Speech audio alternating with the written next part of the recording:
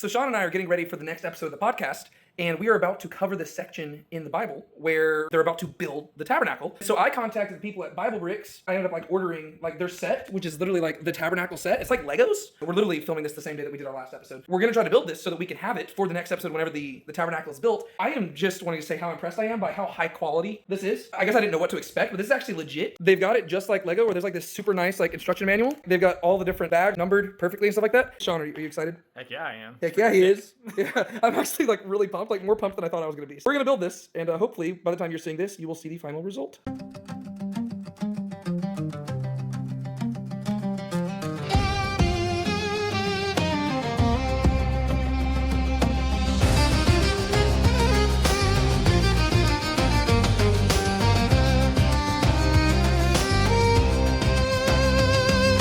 Okay, well, it only took us about 3.5 hours, maybe close to 4. We got a movie in, we watched a few episodes of a show, but we got it done. Sean, would you like to give us a tour of the dwelling place? Hello, gentlemen and gentle ladies. This is our tabernacle, not my tabernacle. I guess it's David's tabernacle. So I guess we'll start with the front here. And as you can see, there are lots of colors going on. There's also a cool little nameplate that says the tabernacle, trademark. There's a little gate that gets to move like that. It's pretty dope. We have plants. We also have more plants. I think we've got some rocks here. And then you move in to the courtyard. In all seriousness, I will say this is a really cool design. No, I really dig it. I forgot we didn't mean to leave the sheep in the altar. In the altar. I think those just they're probably a little more passable done than intended. So you move into the courtyard, and we have the bronze altar, which has got the 6 horns on it, the flames, and then we have the bronze laver, which is for washing your feet, which is pretty good. And then more plants and rocks. Thank you. And then we move into the main show, which is the tabernacle, and you can see we have the cherubim. This would be the gates. As you can see, there's different patterns of the different layers. You see all 4 layers, right? The inner layer is the blue, purple, and scarlet yarn. Then you got the goat skin, then ram skin dyed red, and then the porpoise skin. Yeah, let's smash this thing. Also, I apologize for this table. It's a table we use it for art, and so it's pretty messy. We got the holy place, Holy of Holies. The table of the bread of the presence, the lampstand, the golden lampstand, the golden menorah, altar of incense, the gold altar of incense. Here's the veil. Yep. It goes to the Holy of Holies.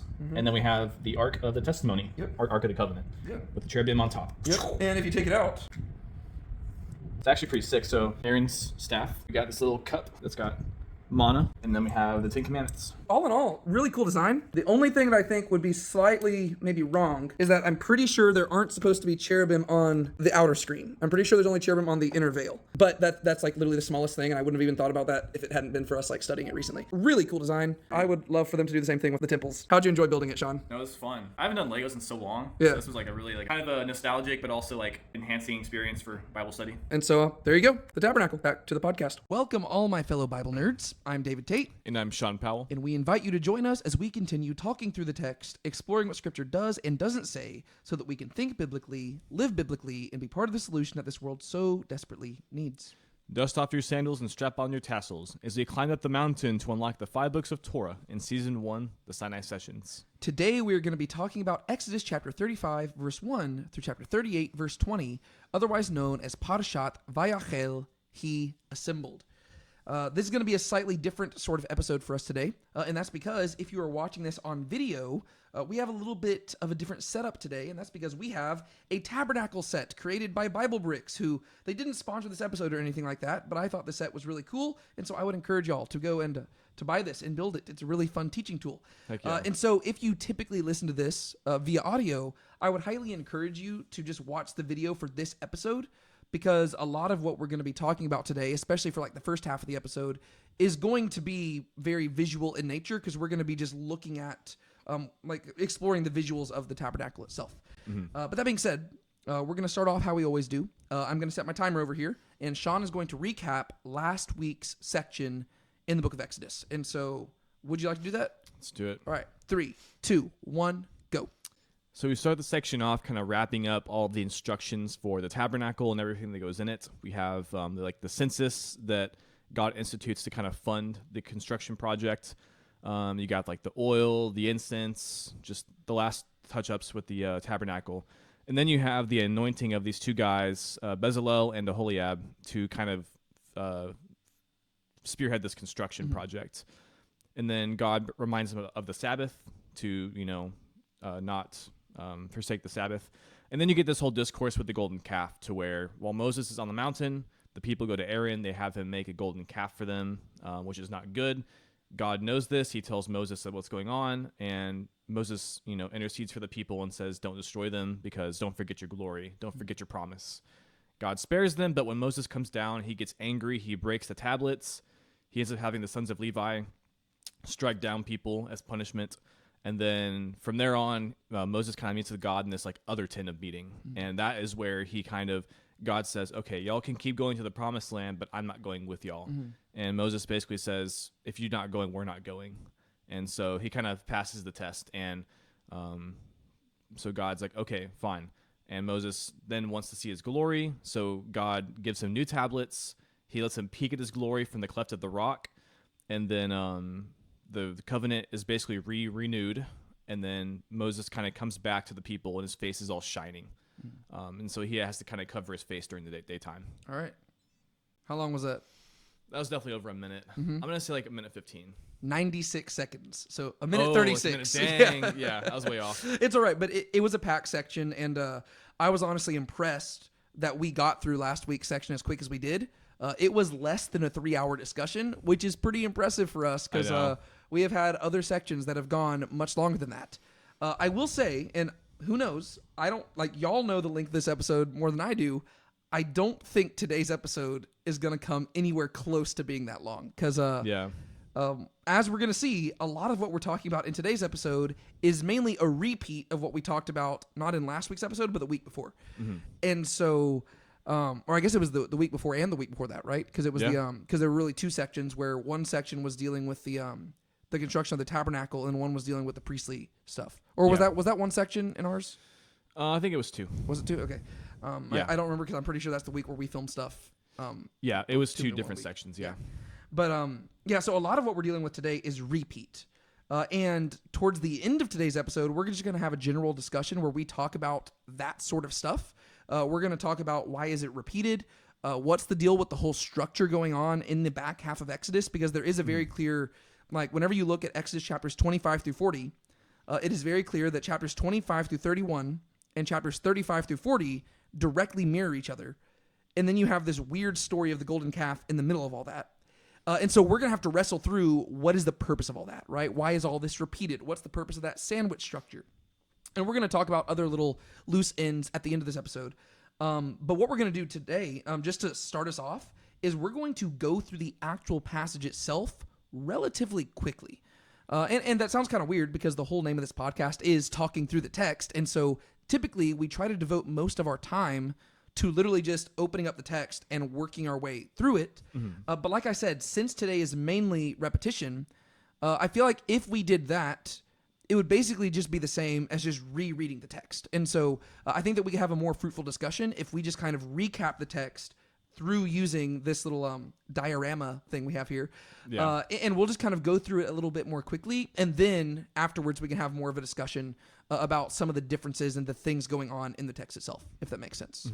And so is there anything else you want to say before we actually just start just breaking it down? What we're going to do here is you can see this visual right here, but I brought my old phone, which I charged up to 20%, and it is currently down to 18%.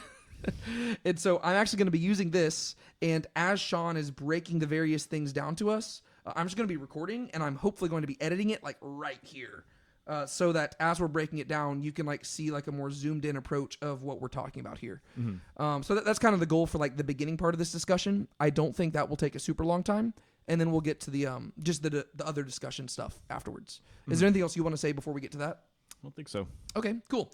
Well, just real quick, in general, what is the main thing, and you don't have to go in detail here, what is the main thing that sets apart the structure of, or actually, real quick, before I even get to that question, the general difference between chapters 25 through 31 and chapters 35 through 40, and we're not covering that entire section, we're just going through 38 today. The main difference is that in chapters 25 through 31, God gives his instructions for the tabernacle. And then in chapters 35 through 40, we actually get to see the construction of the tabernacle, right? So you have God speaking, and then you have Israel doing. So today we're in the Israel doing section. What is the main differences that you notice just right off the bat? Again, we're going to get into more details with this later. Yeah. What are some of the details, structurally speaking, that you notice that distinguish this section from the previous section, like in the order that things are listed and stuff like that? Yeah. The main thing I noticed the difference was in the first section with the instructions, God starts with the furnishings inside the tabernacle and then works his way out. So it starts with like the ark and the altar, like not the altar of incense, but like the lampstand and all that stuff. And then it kind of works its way out to like the actual curtains of the tabernacle. And then it goes to like the bronze altar and all that, the laver and stuff. And then it ends with the courtyard. Whereas in the section today, it's going to start with the actual tabernacle curtain. Then it's going to go inside and do all the furnishings. And then it goes back out to the courtyard. Yeah, and that makes a lot of sense, right? Because if God is the one giving the instructions in chapters 25 to 31, well, it's from his perspective. And so it starts with his presence and it works out towards man. So it starts with the Ark of the Covenant and then it works its way outwards to the courtyard. Whereas since we're actually in the construction project itself, it makes sense that man would do things in the way that he does them as we see here, to where he starts with the building, and then he builds the furniture in the building, and then he builds the courtyard, right? Because it doesn't do any good to have a bunch of furniture if you don't have a building to put it in. And so he builds the building first, then the furniture, then he goes to the courtyard outside. And so just a quick recap of the order that this goes in, and we'll talk about a lot of this again at the end, but most of chapter 35 is just the contribution for the actual tabernacle itself. Yeah. And then when you get to chapter 36, it begins with the building of the tabernacle. So you have the inner curtain, the outer curtain, the coverings, the frame, the veil between the Holy of Holies and the holy place, and then the screen between the holy place and the courtyard. And then after that, when you go into chapters 37 and 38, you get to the furnishings that go in the tabernacle. So you have the Ark of the Covenant, you have the table, the menorah, the altar of smoke, the altar of incense is what it's called, then the altar of ascent, and then you have the bronze laver. And then at the very end, you have the courtyard that goes around the whole thing. And that really is the section for today, right? So that's like just a really quick recap of it. And now what we're going to do is I'm going to turn on my video over here, and Sean's going to give us a tour of the place. Okay. And so, Sean, let me set my recording right here. Ooh, look, now we have a different angle here. Can you show us what's going on? There's really 4 layers to the tabernacle. Yeah. To where there's an inner curtain, an outer curtain, and then coverings. Could you just show us what that is and kind of describe what's going on here? Yeah. So the way that it's laid out here is we have the innermost layer of the curtain is here, which is the like the fine linen, the scarlet, and the like the not the porpoise skin, but the different colored material. Yeah, the blue and purple and scarlet yarn. Blue, purple, yeah. And then the next layer outside of that is the goat skin. Yeah. So you'd have the goat skin would be on top of that. Yeah. And then it's the ram skin, and then the porpoise skin. Yeah. Yeah, and so these are like the 4 different layers. And this one is the one that you would see from the inside of the tabernacle. You'll see the way that they like have designed this here is that they kind of have like a, I don't want to say like an exploded view, but like they've got it like to where it's like cut out to where you can see all the layers from our perspective. But technically the way this would have worked is that this would have overlapped the entire thing. And you would be able to see, like, you wouldn't be able to see this from the outside of the tabernacle. They just have that visualized so that we, as the people building it, can see it, right? But this would have been seen from the inside, and there would have been cherubim adorning this design, right? Whereas you don't see them here, but that's because of the limitations of building things by blocks, right? But there would have been cherubim all around this thing on the inside, so that whenever you were inside the tabernacle, you saw the cherubim and stuff like that. Right. Yeah. And then you have the goat skins. Then you have the ram skins dyed red, right? So they got the red there. And then we talked about how the porpoise skins is like we don't really know how to translate that. That's just people's best guess. And so those are the 4 layers of the tabernacle. And then from there, we get to the actual building of the tabernacle itself, which would be the frame. And so for that, let me just remove this lid right here. Tell us what's going on inside here, not in regards to the furnishings, but in regards to the actual framework of the tabernacle itself. Yeah, so you see like all these different gold, like the boards that are covered in gold, and so that's actually what lines the inside of the tabernacle. And then you have like the pillars as well. Yeah, and you have the silver bases down there. Yeah, and the silver bases, and they don't really show like the hooks that like connect everything. But yeah, so it's pretty much just everything. Whenever you're looking around, there should only be gold really you see. Yeah, yeah, and so there's that. And then after that, we get the veil. And so that would be right over here. What's going on with the veil? Yeah. So the veil is also like the fine, like the purple, blue, and scarlet linen, but it's got the cherubim on it. Yeah. And so you should be able to see the cherubim pattern on that as Yes. well. And then, of What course, is the significance of the veil? the veil, so it separates the Holy of Holies from the holy place. And Yeah. so inside here is the Ark of the Covenant, which is like the most holiest place in the tabernacle. Mm-hmm. Only the highest priest goes here once a year for the Day of Atonement, and that's it. Mm-hmm. And so in general, no one really goes in there. And Yeah. so there is this veil that kind of separates that, and the cherubim's on there because it's like it's guarding the presence of God. Yeah. Almost like Eden. Yeah. Yeah. And so then you have, so that's that veil right there. And then what is this screen going on over on this side right here? Yeah, so that screen, this shows cherubim on here. There probably wouldn't have been cherubim on the outside here for people to see.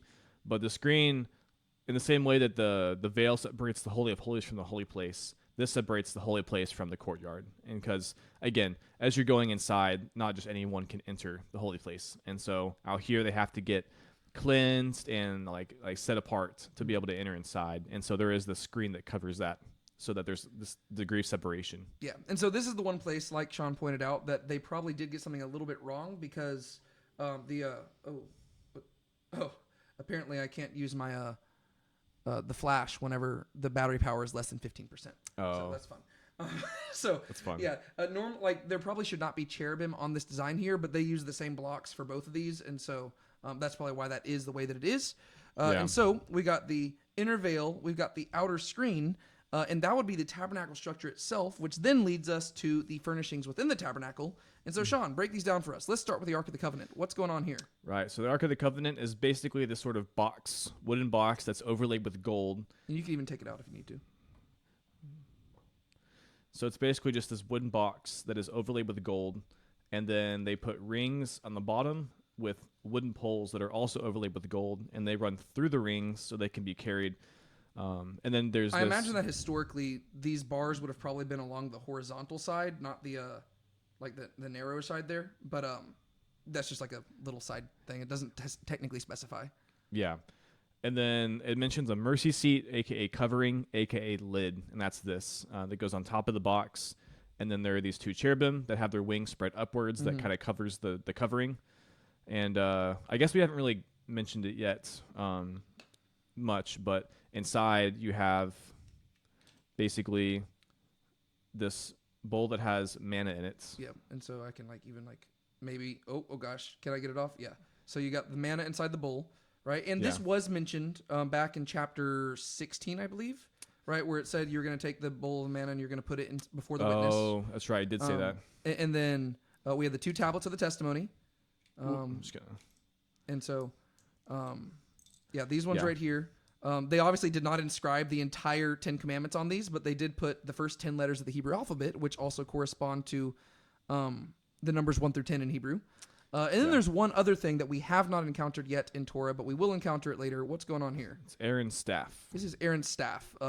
In Lego form, it's just a bronze stick. I mean, a brown stick with a white little flower on it. But yeah, so this is going to be Aaron's staff that buds. We're going to talk about that later on whenever we get, I believe it's in the book of Numbers. So whenever we get there. So that's what's going on with the Ark of the Covenant.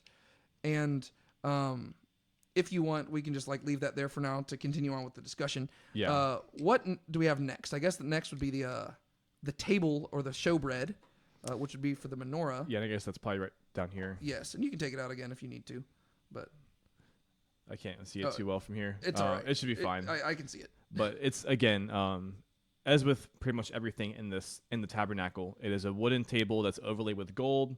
It's got rings with the poles to be able to carry it, and basically just on top of that is unleavened bread. Yeah. And that's so that whenever the priests go in here, they are going to have fellowship with God, and so they're gonna have unleavened bread to partake with. Yeah, and then over here, I'm going to hand you the phone. Okay. Here you go. Right here, we've got the menorah. As you can see, it is lit. It is on fire. And you can see that there's the 7 branches of it. I don't remember how detailed it is because, honestly, I'm not looking at it right now. But there are various different details that the text does give us about the menorah that we talked about this in our previous episode. They're a little bit confusing when it comes to some of the details because you're trying to figure out, like, is one thing describing, like, is he going into greater detail about how these various different elements are described, or are these all various different components that are on each of the branches? But the thing that we can be confident about is that there are 7 branches. There's one central stem, and then 3 branches going off on each side. and it would have been constantly lit before God. And so there's that. And then you have the altar of incense, which is what we see right here. In between. So actually, one thing that was mentioned, I don't think it said it again in this passage, but it did say it in the previous section, is that these were placed on these sections very intentionally, right? So the table was supposed to be on the north side, and then you have the menorah, which is on the south side, and then right here is the altar of incense, which is between these things, and then the veil. So would you like to explain a little bit to us about the altar there? Yeah, so it's a small gold altar as opposed to the bronze altar. It is also wood overlaid with gold, and basically this is where the high priest would go and make a fragrant offering on the Day of Atonement as well. And so it's a smaller, but it's a gold altar. Yep. And then once you get out of there, now we can get outside the tabernacle itself and go into the courtyard. And the next thing that is talked about is the altar of ascent, also known as the altar for burnt offering or the bronze altar. So what's going on there, Sean? Yeah, so that's this here. And basically it's kind of similar to the altar of incense, except instead of gold, it's bronze. It's got the horns on it and everything. And then it mentions this grate, which it's kind of hard to see from here, but there's a grate in the middle, almost like a grill. And so this is where offerings were made to kind of there were also atonement sacrifices or offerings of ascent. And so we saw this mentioned in the section with the priestly, not coronation, or like the ordination of the priest, to where they had to make sacrifices on the bronze altar before they could enter into the tabernacle itself. And this is also, I would assume, where all the different sacrifices the people brought were made by the priest. Yeah, and these are like the horns that would be for the for sanctuary and stuff like that. Oh yeah, like when you grab onto the horns of the altar. Yeah. And then that leads us to the bronze laver, which we see right here. What's going on there? Yeah. So if the altar is for sacrifices to make you holy or to kind of like sanctify, this is a bronze laver, which is meant to kind of help like cleanse. Yeah. And so this is where the priests would like wash themselves, wash their feet to become clean before entering the tabernacle itself. Yep. Very good. And so this is basically everything that we see in the tabernacle and in the courtyard, which then leads us to the actual courtyard itself, which we can see if we zoom out here. What's going on here, Sean? Yeah, so these are just posts of acacia wood, and these ones are not overlaid with metal, but they do have silver bases on them, and they're just connected by a bunch of curtains of fine linen. Yeah. And then we have the entryway right over here. Yeah. What's going on there? Not much, but again, there is this gate of this is like the scarlet and blue material. So it's a little bit nicer material, and basically it's just a curtain or the gate for people to enter the tabernacle by. Yeah, and it actually functions too. Yeah. Move it around. Yay! Look at that. So there is our tour of our tabernacle, or I guess Yahweh's crib, as you could say. Yep. And so we just wanted to do that because, again, if we just went through the text a little bit more stiffly, we would basically be repeating a lot of the stuff that we did in our previous section, like whenever we covered it before. And so this was just kind of a way of just like hopefully giving you more of a visual of how to picture it. And those are the various different components. I'm pretty sure I knocked over the menorah in there, didn't I? Yeah. Yeah, nice. Well, hopefully the place does not burn down because that would be very unfortunate. That's why I'm not a Levite. Anyways, now that we've done all that, I do want to have a more like just thorough discussion of the various different components that we see within the text. Yeah. And so this will be a little bit more, I guess a little less structured. Like I just have a series of questions I want to ask, and we'll just let the conversation go where it goes. And whenever it's time to wrap up, we'll wrap up. Because I don't want to make the episode last longer than it needs to, even though I would love to talk about this forever. But first question, Sean. Why does the author, and again, we are not the author. We cannot read the author's mind. All we can do is kind of speculate here and try to step into the mind of the author. But as best you can tell, why does the author feel the need to essentially repeat all of chapters 25 through 31? Because whenever I was translating it, man, like you think that reading it twice is rough? Try translating it twice. I've been like translating. I'm like, whoa, this is literally, it's almost the same stuff. It is more condensed, but it is more or less the same. So why doesn't the author just say, and they did it all? Yeah, I don't necessarily know for sure, but it is probably just worth like considering that. I mean, as you're reading it, whenever you read the first section, the kind of like length of it, and it's not like that it's monotonous, but the length of it, it kind of makes you step into the picture and have to like imagine things. And so whenever you just write and they did everything, you're not really picturing anything. Whereas in the first half, you're kind of imagining this like ideal to where it's like, it's almost like you're picturing something, but it's like a dream to where it's like God gave these instructions, but it's not a reality yet. Yeah. Whereas in this second section, you're actually picturing it again, but now you get to picture it with people actually carrying it out. And so this dream has now become a reality. Yeah. Well, and that's actually a really good thing, right? Because whenever God says something, we're very accustomed to people not doing it, right? I mean, we're only in the second book of the Bible, but that's already become kind of what we've come to expect, right? To me, it's kind of similar to, if you go back to Genesis chapter 6, God gives these detailed instructions for Noah building the ark, and then it just says, and Noah did all that God commanded him. Yeah. And it doesn't say, and Noah made the ark 300 cubits long. Like, it doesn't say that. It just says he did it all. But that makes sense because that's Noah's defining characteristic. He is a guy who listens to God. Whereas that is not Israel's defining characteristic. Israel's defining characteristic is that there are people who strive with God, and there are people who wrestle against him. And so I think that it does make sense that the author would like repeat all this because it's pointing out that they did everything exactly as he commanded. And while for us it can read as monotonous, if you're the original audience, it's like you're kind of pumping your fist every time. It's like, yes, they're doing it. It's like, I don't know. It's like whenever you watch a movie and people whenever there's like a heist movie or something like that, and people say, okay, here's the plan. A lot of the times, well, whenever you're watching a movie like this, there's two ways they can do it, right? They'll say, here's the plan, and then it will just cut to them executing the plan, right? Another way you can do this heist movie is you have them break down the plan in detail, and you have them explain how everything could go wrong along the way. And that builds this anticipation so that whenever the plan's actually being executed, you're on the edge of your seat, and you're wondering, what are they going to do that makes it wrong? And I feel like that's kind of the approach that Exodus is taking here. Because God has said, here's my ideal.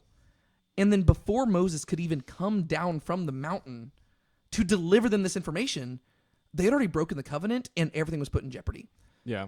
And so now, as we return to like them building the tabernacle, now that Moses fixed everything, the question becomes, are they actually going to do what God said? Right? Or whenever they repented back in chapter, was like 33, I guess, was that just for show? Or were they actually sorry? And are they actually going to do what God says? Because that's what they've said, right? They'll say, all that Yahweh spoke and we will do. But are they going to? And so I feel like as you're reading this, you're supposed to be like pumping your fist saying, yes, they did it. Yes, they did it. And you get to see God's crib or God's dwelling place literally just being built piece by piece. Yeah. And for us, it does make for a somewhat like boring or monotonous read, but that's just because we have a very self-centered approach to Scripture, where we're saying, I don't see what this has to do with me, a 21st century Christian living in Seabrook, Texas. But if you're just reading this from the perspective of somebody who longs to dwell with God, well, all of a sudden, every single detail, it does matter. Yeah. And I think that's kind of cool. And then I think also another purpose of repeating all of this is just anticipation, right? Whenever you have every detail about this tabernacle repeated twice in Scripture, and keep in mind that basically everything prior to this was very exciting narrative, right? Yeah. I mean, you have the creation of the world. You've got the fall of man. You've got the flood. You've got the Tower of Babel. You've got Abraham, Isaac, Jacob, Joseph. You've got enslavement in Egypt. You've got the Exodus from Egypt. You've got the tests in the wilderness. You've got the giving of the 10 Commandments and stuff. Everything else prior to this is super exciting narrative. And then it just hits the pause button and it says, let me give you almost a dozen chapters about the building of this one tent. Yeah. So there's two ways you can respond to this. You can respond how most Christians often do, and they say, ooh, this is boring, I'm skipping it. Or you could say, hold on. The author has made it very clear he knows how to tell an exciting story. If he is pausing right here to focus on this, this must be a very important structure. And so I think that one reason for repeating it is just to build up anticipation, right? To where you got to see the instructions given. You got to see the tragedy that would have befallen if the covenant remained broken, to where this building would not have ever been built. And then now that the covenant has been restored, you get to see them actually like hammering things together, and you're getting to see them put it together, and you're like, oh my gosh, like you can feel the buildup. Yeah. So it is leading to the climax that is Exodus chapter 40, whenever God arrives in the tabernacle. Mm-hmm. And so I think there's various different reasons why the author would need to repeat it, and usually it is for the purpose of emphasis, right? I mean, we saw this in Genesis chapter 24, whenever Abraham's servant went to go get a wife for Isaac. Yeah. To where the servant, he goes through this whole ordeal, and then he ends up in the house of Laban, and he's talking with them. And the author could have literally just said, and he told them everything that had happened to him. But instead, the author quotes the servant, and it goes into detail, and he recounts every single thing. And that's because it is building up the tension. And you're wanting to say, you're like, I want to know the end of the story, but it's making you yearn for it, right? To where we've already seen the instructions of the tabernacle, and now we're like, okay, I can't wait for God to dwell there. And now the author's like, all right, but I'm going to make you wait for it, right? It's almost like, even though we're not the Israelites, we're having to feel the ache that they would have had, as they're they're watching these people build the tabernacle and doing all this stuff, and they can tell this is a really big deal. And they feel this yearning, right? This like Maranatha cry, come Lord. And they're like waiting for it. And, since we weren't there, the author can't help us feel that, but he can give us that ache a little bit by emphasizing that something really significant is going on, but not just immediately giving us the answers to what's going to happen. Yeah. If that makes sense. Mm-hmm. Do you have anything else you want to add in regards to just why it's all repeated? I don't think so. Okay. Second question. What is the significance of the sandwich structure that we see here? I think we did talk about this a little bit in last week's episode. But there is a clear structure. And whenever I say sandwich structure, let me just explain what I mean by that. A sandwich, usually has bread on both ends and then something in between, right? For me, I like burgers. And so there's the buns and then there's the meat in the middle. And whenever you look at Exodus chapters 25 through 40, which is immediately after the giving of the covenant in chapter 24, right? The confirmation of it. And then chapter 40 culminates with God arriving in the tabernacle. You have this sandwich structure where chapters 25 through 31 is God's instruction about the building of the tabernacle. And then chapters 35 through 40 is the construction of the tabernacle. And then you have this weird story in the middle, which is chapters 32 through 34, which is just the whole golden calf debacle and the things that followed afterwards. And if you know anything about a sandwich, you don't typically eat the sandwich just for the bread. You eat it primarily for the meat that's in the middle. And I would argue that that's typically how, whenever you see things like this in the Bible, the meat in the middle is the thing that explains the purpose of the bread, right? Mm-hmm. So whenever you get to the Gospel of Mark, you highlighted this example last week, and you're reading the story of Jesus cursing the fig tree. The way that Mark does that is he has Jesus walking in and cursing the fig tree. Then Jesus goes into the temple and he flips the tables in the temple. And then as they're leaving, the disciples see that the fig tree has withered. Yeah. And so you have the sandwich structure to where the fig tree is the framing narrative. And then in the center, you've got the flipping of the tables. And you're supposed to ask, how does Jesus' flipping of the tables explain the fig tree? Yeah. Here, we have to ask, how does the golden calf story explain the instructions and the construction of the tabernacle? And so I'm going to turn that question to you. What is the purpose of the sandwich structure? Yeah, so there's definitely a few things going on. For one thing, you have this kind of contrast because the golden calf incident is... So, well, first of all, you have the instructions for the tabernacle where the people are supposed to give their gold and their stuff out of free will to build this tabernacle, this dwelling place. And then you have a narrative where the people go to Aaron and they give him gold and materials to build an idol, to build a golden calf, versus building this like ark and this golden tabernacle. Mm-hmm. And so there's obviously a kind of a contrast / like foil here with kind of like God's ideal dwelling place, or really what I should say is like what God has intended to be his dwelling place versus what the Israelites are gonna like basically make out of them, like make themselves. Mm-hmm. And ultimately this is going to kind of again hammer in the whole point where throughout the instructions, or really throughout ever since God showed up at Sinai, the whole thing has been God's holiness. Mm-hmm. So God shows up and there are these boundaries to where not anyone can just approach him. Yeah. And then he has these laws where he says, I am set apart, these are my standards. And then he has instructions for this whole dwelling place to where it's not just like, I'm going to dwell with you, but I'm not just going to go chill out in the open. I have this separate holy dwelling place. And as you've been kind of seeing throughout the narrative, even as far back as Jacob, there's been this tension where, or this conflict to where there's always this temptation to treat Yahweh as a pagan god. And so you see this kind of culminate with the golden calf, to where they literally make a pagan idol, and they don't call it Baal, they call it Yahweh. So it's not, they're kind of bringing Yahweh down to a pagan god, and God has to correct that. And ultimately, it's like for a few different reasons. One is they have to be corrected, and they kind of have to know firsthand that God, like, not only is that God set apart, it's that He's not. It's that he is this and not this. Yeah. And so they haven't yet received instructions on God's like holy dwelling place yet, but they kind of almost had to do this first, and then God has to tell them, no, that's not how I am, in order for them to fully understand what God wants for them. And so after this whole thing, that's when they finally build the dwelling place for God that's holy and set apart and not pagan.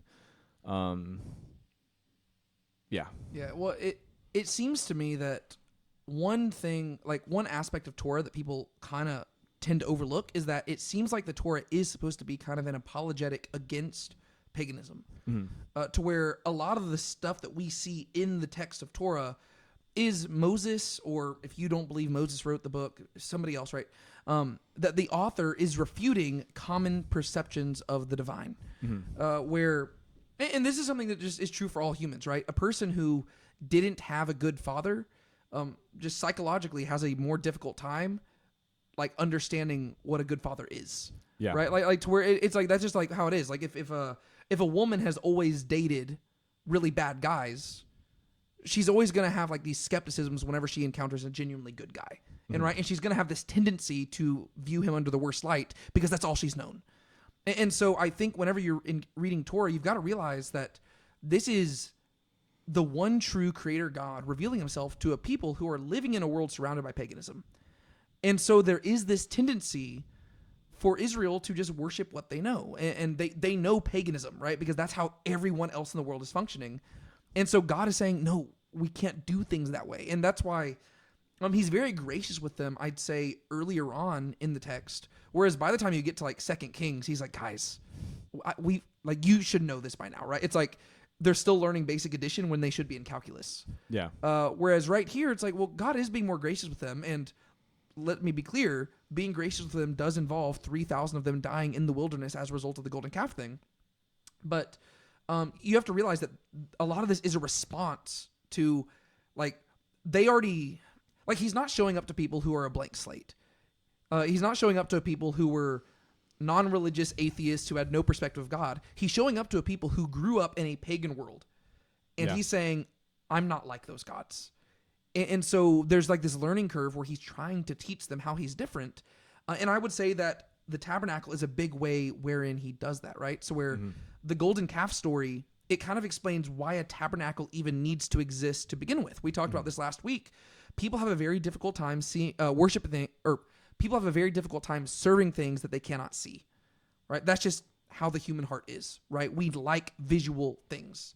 And therefore, whenever you have this God who is the creator of all things, but he is not in corporeal form, and he does not claim to be physical, well, they want an object that they can associate with that God, right? And that's even a tendency nowadays as well, right? One of my frustrations that I'm currently going through is that, like, a lot of my youth kids are obsessed with those little, like, mini Jesus figures, and they love just, like, giving them out. And part of them is just kind of funny, right? It's like, oh, here's the mini Jesus. But there are times where, like, I've heard kids, not our youth kids, but kids from other churches, where they're like, oh yeah, I can't go to sleep without like that little mini Jesus figurine like next to my bed. And I'm like, why? Like that, it's just an action figure. Like it's not that like Jesus is not closer to you all because you have this little figurine. But that's because humans have a tendency to, that they want visual mediums, right? And that's why people get, they get so cautious with shows like The Chosen. I love the show like The Chosen, but there is a tendency where people do tend to idolize these things, and they associate the actor who plays Jonathan Rumi. They associate Jonathan Rumi, the actor who plays Jesus, with Jesus himself, and that's because the humans, we have a tendency to crave visual things, and so the tabernacle, I think, is God's answer to that, because whenever you have the golden calf story, Moses is up there like with God, and presumably they see God's presence dwelling with Moses on the mountain because they saw Moses entering into the consuming fire, but it's not enough. And so that story, they say, we want a God who will go before us. We want a God we can see. And so Aaron says, okay, well, let's do that. And so he fashions this idol, and he presents it out in the open where everybody can see it. But the thing is, the end result is that he has falsely represented Yahweh. Yeah. Because on one hand, Yahweh is not this idol, right? This is a golden statue. It is not him. Secondly, they're treating it far too irreverently, right? It is just like some random statue in the presence of all that they can just see. And that's something that they would associate with paganism, but that's not Yahwism, right? Yes, the pagan gods, they're so small that you can just look at their representations.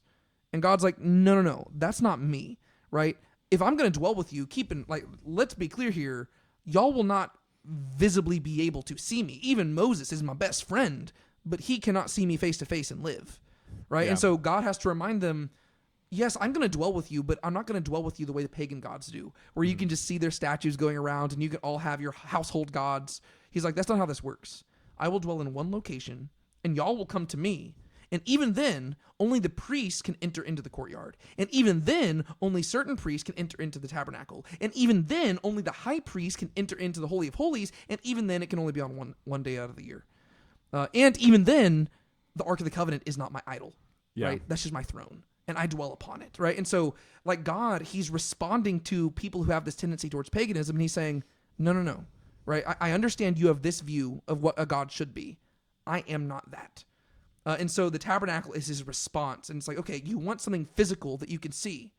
Okay, I'll let you see my palace, but you can't see me, right? Because nobody can see my face and live, right? Those other gods, yeah, you can see their faces and their images, but no, you can't see my face and live. And so it's like a response. Yeah. And then I have another point. Was there anything you wanted to add to that? I was just going to say, I mean, it's not really too much nothing to add much to what you said, but it is almost like that period when Moses was on the mountain. It is almost like a testing period for Israel as well, because kind of like, as we've been saying, how do I put this? Like, basically God has to kind of expose them for like where they're at in order to like move them forward. And also it kind of, again, explains the need for instructions, because obviously, like, the conclusion is, if left to their own devices and they're not being properly instructed in the ways of God, this is where they're headed. They're headed towards pagan Yahwism, essentially. And so that it kind of like, not like the end justifies the means, but it explains why God went through all the details beforehand, because this is when he's already gone through his laws and like instructions, to where he gives all these instructions on basically how to properly have a relationship with him. And then that's because, and then you insert the golden calf story, and because this is how the people would otherwise treat him. And so then therefore explains why going forwards, they're going to have to like change the way that they relate to him. Yeah. Well, I think you're onto something there, because there is this tendency, we see it a lot in our modern Christian circles, where people just don't realize that following God should change their lives. And I think that's because just our approach to scripture has just been wrong, to where we've made it very much self-centered, and like we've made like our portrait of God is this God who is willing to do anything and everything just to be with us, because it's all about us, and he is so reckless in his love for us that he will just knock down every wall to get to us. And that's just not the portrait of God that we have in the Bible.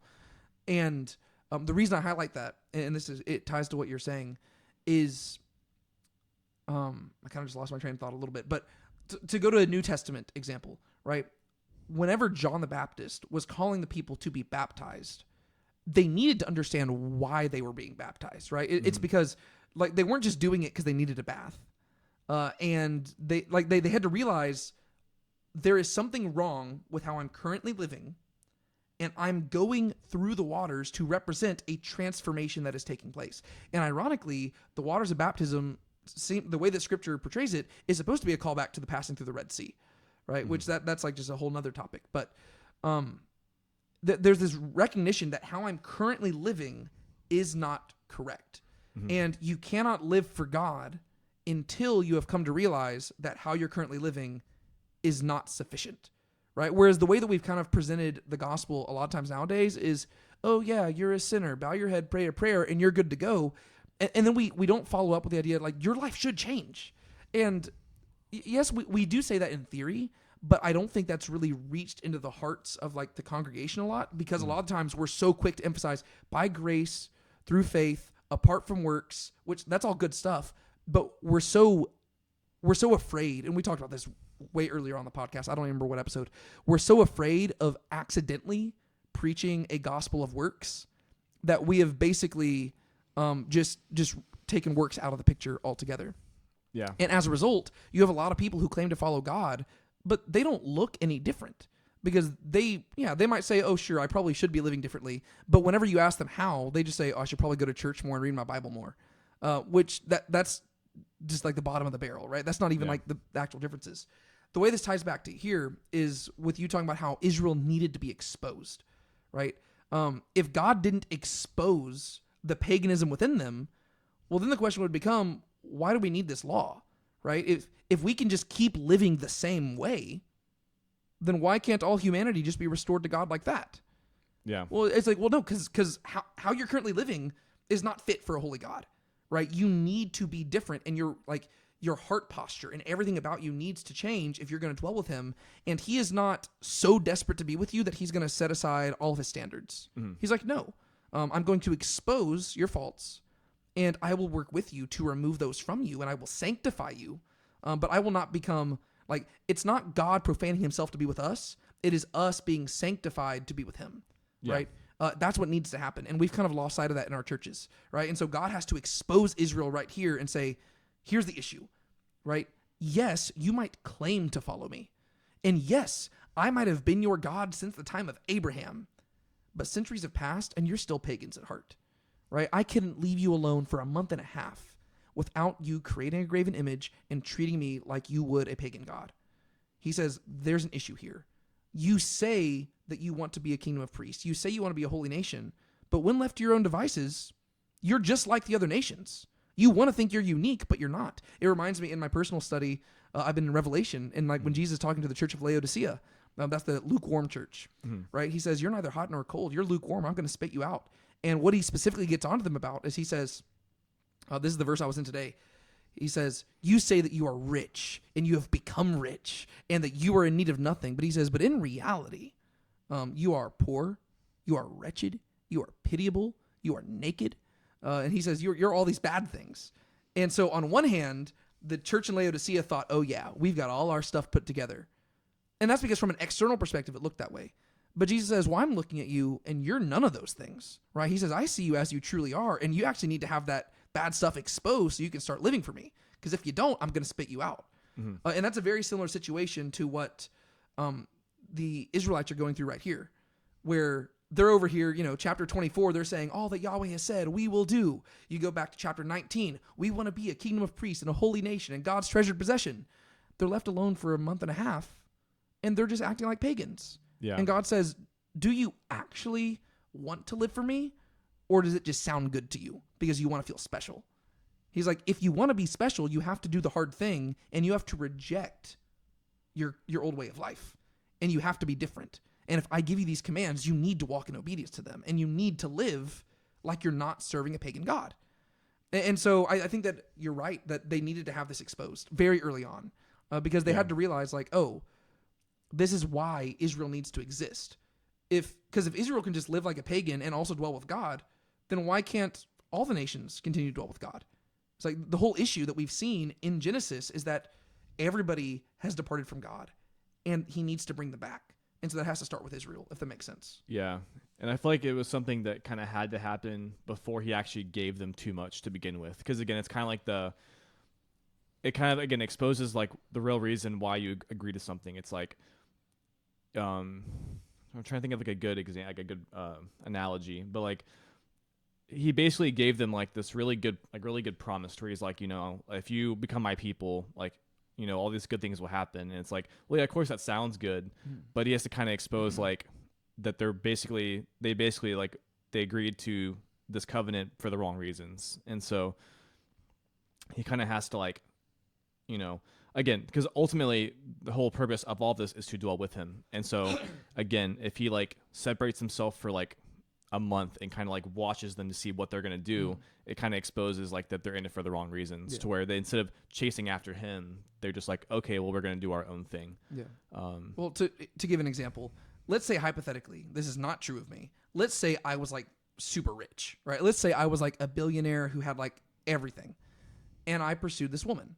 Again, I'm not doing that. I'm currently married, right? And I'm planning on staying married. But in an alternate reality, let's say I'm a rich guy, I'm pursuing a girl, and I say, hey, I will provide for all your needs. I will take care of you. I will do, like, you will never have to worry about a single thing. However, there are certain like things I expect. First off, you shall have no other husband before me, right? Like, and what I mean by that is I don't want to see another guy around, right? Like you like, I've got to be your one and only. And then I followed it up with like a few other things, like, you know, just like expectations for, you know, being married. And she, you know, like, she's like all like goo goo gaga eyed. She's like, oh wow, sure, I agree. And then we get married. Okay. But then let's say hypothetically I went on a business trip for a month and a half. And during that month and a half, she started cheating on me. Well, it would immediately expose, oh yeah, she's in this marriage for the wrong reasons. Mm-hmm. She was not in the marriage because she actually wanted to be with me. She was in the marriage because of all the things that I was promising her. Yeah. And she was just saying whatever it took to get me to stand across the altar from her. And that's kind of what we see with the Israelites here, right? God made all these promises and they're like, that sounds amazing. You're going to bless us. You're going to curse our enemies. Sign us up. We'll do whatever you ask. But then the moment that they think he's not looking, they immediately start chasing after other gods. But they give it lip service and say, oh, this is Yahweh. That's kind of like if in this hypothetical scenario, if like the girl was cheating on me with another guy, but she just called him by my name. It's weird. Or honestly, it's even more grotesque than that. It's as if she went and got some weird like mannequin, dressed him up like me, and just walked around with him throughout the streets, calling him by my name. It's almost like delusional, to where it's like, that's not me though. Yeah. And it's like, what does it say about your heart that you are so desperate to be with something that you couldn't be apart from me for a little bit without like succumbing to absolute delusion and walking around with a mannequin calling it by my name? Like that's weird. Yeah. And so I think that's what we're seeing here, where God is just like, okay, I think you're in this for the wrong reasons. You have any other thoughts about that? I don't think so. Okay. One other thing that I was going to say in regards to the whole why the golden calf thing has to happen in between, and I'm sure there's really way more answers to this, but again, just for the sake of time, we'll just keep it somewhat short. I think that this really answers the question that we've been seeing pop up again and again throughout Scripture, but like why God doesn't need an image, right? And also I think we just see the dangers of images, right? God... the first command is you shall have no other gods before me. And the second command is like it. And it says you shall make no graven images. And they're so similar like that some people kind of combine them into one command and they number like the later commands differently. I think they are two separate commands. But I think that here we get to see why God gave that second command. Because there is this tendency for, we want to worship things we see. Yeah. But the issue is whenever we try to make God into something like visual, what we always end up doing is we try to bring him down to our level rather than ascending to his level, right? Yeah. Or being brought up to his. And so what we see whenever we actually look at like you get to see how they actually view God, right? Whenever they made this idol, they did not make this holy and reverent idol that like you had to look away from and that you could not stand before. And they did not cloak this idol in like a tent because it was so holy. Instead, they just made an idol that is very similar to physical like idols that we have actually discovered in the ancient Near East, right? Yeah. Golden calves were not unique at that time period, right? The story sticks out to us because it's different from our current culture, but no, we have discovered things like this in that land. And so it really exposes how they viewed God. They did not view him as this holy and separate God before whom they could not dwell. They just viewed him just like another god, right? The Canaanites have their gods and the Egyptians have their gods, and now we have our single God, right? And so, yeah, we will worship him, but he's just like the other gods. He's just by himself. And so inevitably, whenever we make idols like that, we expose our own hearts and we show how we view God.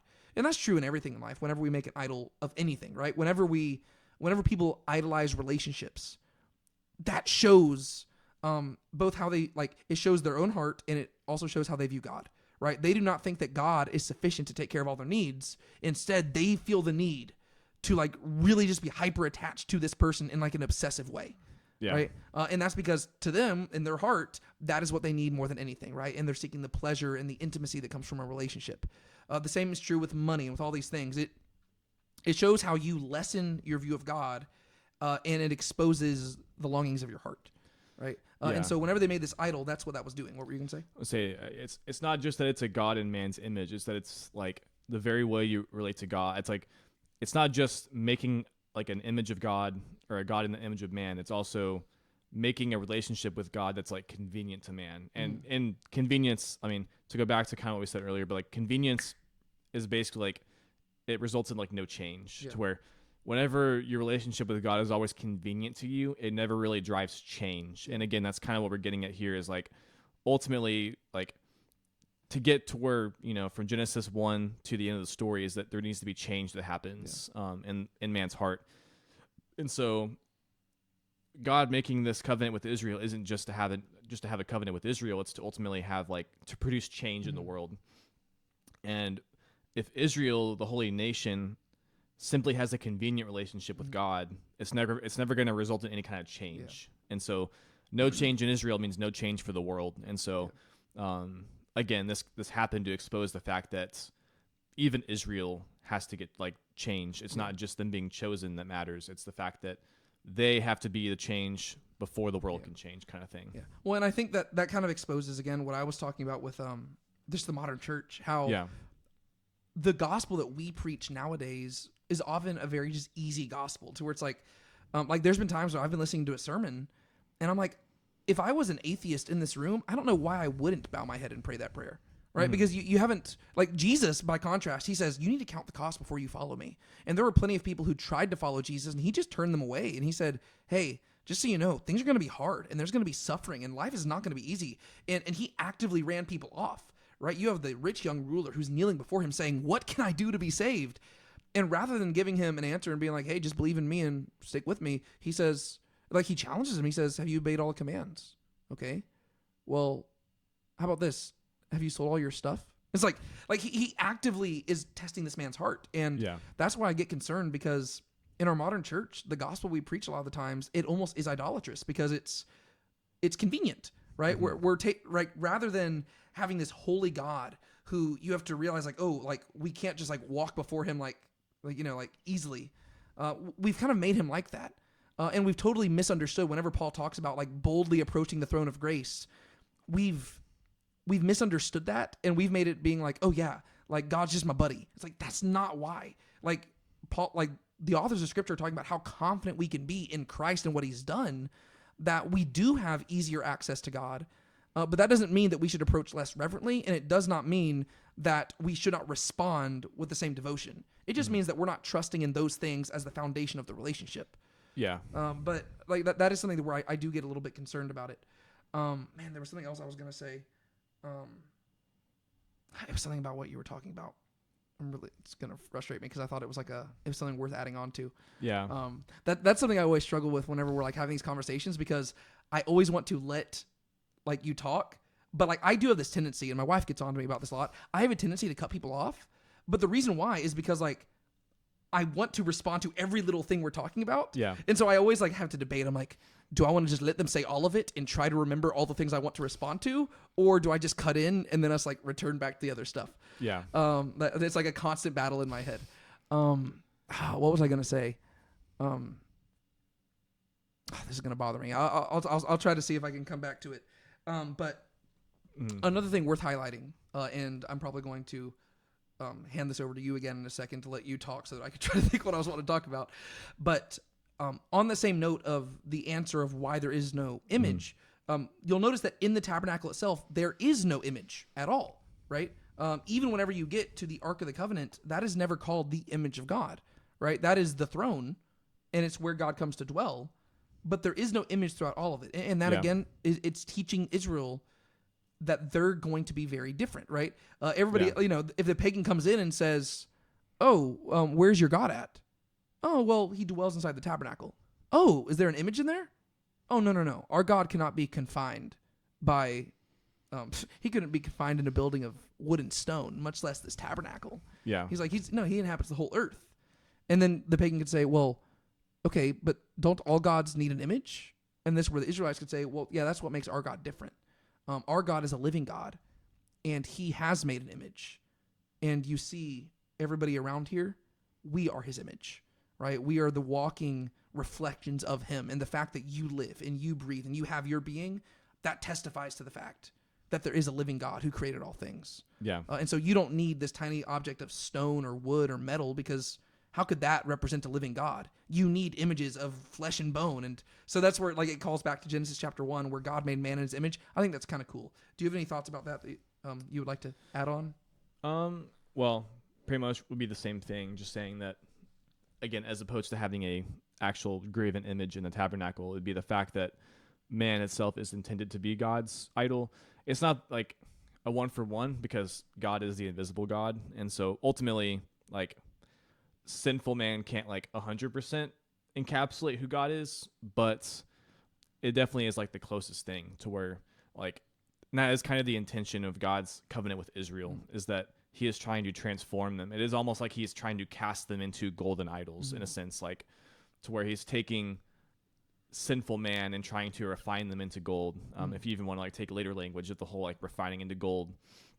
And so to do that requires fire and heat and stuff. Yeah. And so it's almost it might be kind of weird to say, but it is almost like the people are going to be the eventual golden calves, to where it's they are the golden idols that represent God on earth. The problem is they're not there yet, because they're still treating what they should be. They're latching onto this actual piece of metal and calling God. Well, and I think that further highlights the danger of idols, because technically, theologically, if you were to ask a pagan, they did not think that the idol itself was the God, right? They thought it was representative of the God. However, when it comes down to it, what they would do is they would worship the God through this statue, right? Yeah. And so I think that's where God is, again, pushing back, because he makes it clear, while mankind is made as his image, you do not worship man. And that's because, again, God is pushing back. He's like, okay, an image is not inherently bad, but the thing is, humans have a tendency to worship them. Yeah. And so you have to be very careful when it comes to that. And so, again, there's this distinction between how pagans do it and how God does it. I remembered what I was going to say. And it ties into just the ease of approaching God, and how this is something that I've been trying to teach our youth kids. Mm-hmm. Because nowadays, as Christians, oftentimes we reduce following God to just going to church, reading our Bible, saying our prayers. We just turn it into ritualistic check boxes. Mm-hmm. Whereas whenever you look at Jesus, he really does emphasize holy living, right? If you're following God, yeah, you probably should be going to church. You probably should be reading your Bible, but that's not I don't know, we just lowered our standard way too much, to where the things that were expected of all Christians in the first century is now a sign of a super Christian nowadays. It's well, no, yeah. Jesus is no, yeah, you should be doing those things, but the true fruit of it should be how you live. And so I've been trying to emphasize with my students, how it's very easy to respond to things in a worldly way, right? And as a result, and I've been kind of trying to appeal to maybe I shouldn't be doing this. I'm almost appealing to their sense of pride, because everybody wants to be unique, right? Everybody wants to be different. And so I've been trying to tell them, I'm hey, if you want to be normal and you want to be like everybody else, keep responding the way the world does, right? If you want to be unique and if you want to be different, do the hard thing and respond as Jesus would have you do, right? Whenever somebody spreads a rumor about you at school, it's very easy to get frustrated and lash out back and say that you're never going to be friends with them again and spread more rumors back. That's easy. And so if you want to be like everybody else and you want to not stick out and you just want to be part of the crowd, do that. However, if you want to be different, respond as Jesus would have you respond, and just forgive and move on. Because that'll make you different, and people will notice that. It'll make you unique. And what I was trying to get at, how this relates to this, is just, again, I don't think a lot of people think of it in those terms, right? But what Jesus is asking us to do is a hard thing. Jesus is not expecting us, his commands are not supposed to be easy, right? He says that, if we come to him, he will help us, right? He says, come to me all who are weary and heavy laden, and I will give you rest, right? But the thing is, what he's asking is very difficult. And you can see that because of how many Christians are so quick to justify not listening, right? Oh, I know that Jesus said forgive 70 times 7, but he didn't understand my situation. This is an exception. I shouldn't forgive this person, right? Oh no, I'm justified in holding a grudge against this person. I'm justified in gossiping against this person. I'm justified in not loving this person, right? We're very quick to come up with excuses. And to me, that again reinforces the fact that we've made our gospel about just a God who's very easy to access, right? Oh yeah, I can walk in total disobedience to all of God's commands, and he's still happy with me as long as I just go to church and I sing the songs and I pray my prayers. Like we've just totally made it about like I don't know, we've just missed the holiness of God. Where it's like no, like he is holy and he is set apart. And what makes you think that you'd be part of his kingdom if you just totally disregard his responsibility as a king to instruct you, right? Like that's like the definition of being in a person's kingdom. Like in most kingdoms, if you disobey the direct orders of a king, what happens? You die. Yeah. But in Christian circles, we think, oh, well, Jesus is my king, but what I mean by that is I'm just going to sing to him. It's like, okay, but you have to live for him, right? And I'm not saying that living for him is what's earning you a place in the kingdom. I'm just saying that if you're in the kingdom, that's what you should be doing. Yeah. And you might mess up, and the good news is that our king is merciful and gracious, but the expectation is you better be living for him, and it's not going to be easy. He's asking you to do a hard thing. He's asking you to literally like go against everything that you are naturally wired to do, very similar to what God's asking Israel to do. Yeah. Right? They are naturally wired for paganism. They are naturally wired for all the things that are contrary to what the Torah is commanding. Right? Whenever the Torah says, take care of the slave and take care of the sojourner and take care of the orphan, the human heart is not wired towards that. Right? Yeah. It is easier to neglect those people. It is easy, like if you see your enemy struggling with with his bull, it is easy to just laugh at him and say, yeah, he's getting what he deserves. It is a lot harder to say, but God told me I should serve him anyways. But that's what Torah tells them to do. And so like it's just like, that's what I was wanting to get at. The fact that God asks us to do a hard thing. And the reason we do it is because God is a holy God who we should not treat with ease, right? He's somebody who it is difficult to access him. Thanks be to God that like we're not accessing him by our own merit because none of us would make it in. And so we trust in Christ to bring us in. But the thing is, if Christ is our king, we should serve him. And so that's what I was kind of wanting to get at, because I was just trying to find like an applicational point out of this, because a lot of the times what we're doing in this podcast is we're just walking through the text of Scripture. And we do want to talk about application, but we really want to understand the text first. But in an episode like this, where there's probably not as much in-depth to go through, I figured application would be worth highlighting there. Yeah, and it's not inconvenience for the sake of inconvenience, but in general, like a relationship with a holy God should not be convenient for a sinful man. Yeah. Well, yeah, and also keep in mind, the reason why it's inconvenient is because we are not him. And he actually knows what he's doing, and we don't. And so, like, whenever we, like the way that our hearts are naturally wired is because, like, we have, like, a limited understanding of the world, and we are just trying to do what is usually best for us in that moment, but we do not know what's best for us in that moment, and so we're just following our feelings, and therefore we just do stupid stuff. That's usually where sin comes in, whereas he has the big picture. He's not just thinking about me, he's thinking about you. He's thinking about everybody in the world, and the commands he's giving are like designed to bring order to a chaotic world. But that is difficult because it's causing us to live by faith and to trust that he knows better than we do. And so that's the difficulty there. Mm-hmm. Were you going to say anything else? No. Okay. Next question. We haven't really addressed this yet at all. Why is, so we talked about the sandwich structure, right? 25 to 31, 32 to 34, 35 through 40. 25 through 31 and 35 through 40 are the tabernacle sections. And even within there, there is like another little book in there to where it's almost like a chiastic structure, I guess you could say. The way that 25 through 31 ends is with the command to keep the Sabbath. The way that chapters 35 through 40 begins is with the command to keep the Sabbath. And so the tabernacle instructions end, and the tabernacle construction begins with the command to keep the Sabbath. And then in the middle, you could say that the golden calf story is bookended with the command to keep the Sabbath. What's going on there? Yeah. We talked a little bit about this last week, just because it's almost like, especially for it's just because of the way that we kind of feel about and treat the Sabbath. is very strange just how often the Sabbath gets mentioned, to where we've talked before a lot about just how the Sabbath is more than just simply relaxing on Sunday. And ultimately, the Sabbath is more about trusting in God and allowing him to provide. And I don't know.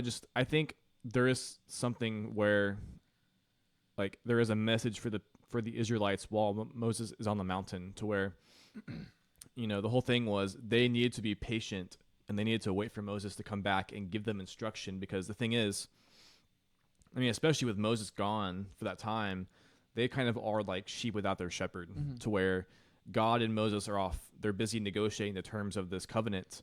So what they really needed to do was to wait on God to give them instructions. Because the thing is, God is the one who demands the terms of their relationship. And he made this clear. It was his covenant he was making. But yet they didn't. They took matters into their own hands, and they started dictating the terms of their relationship with God. And so that was not trusting in God, and that was not actually partaking in the Sabbath. Yeah.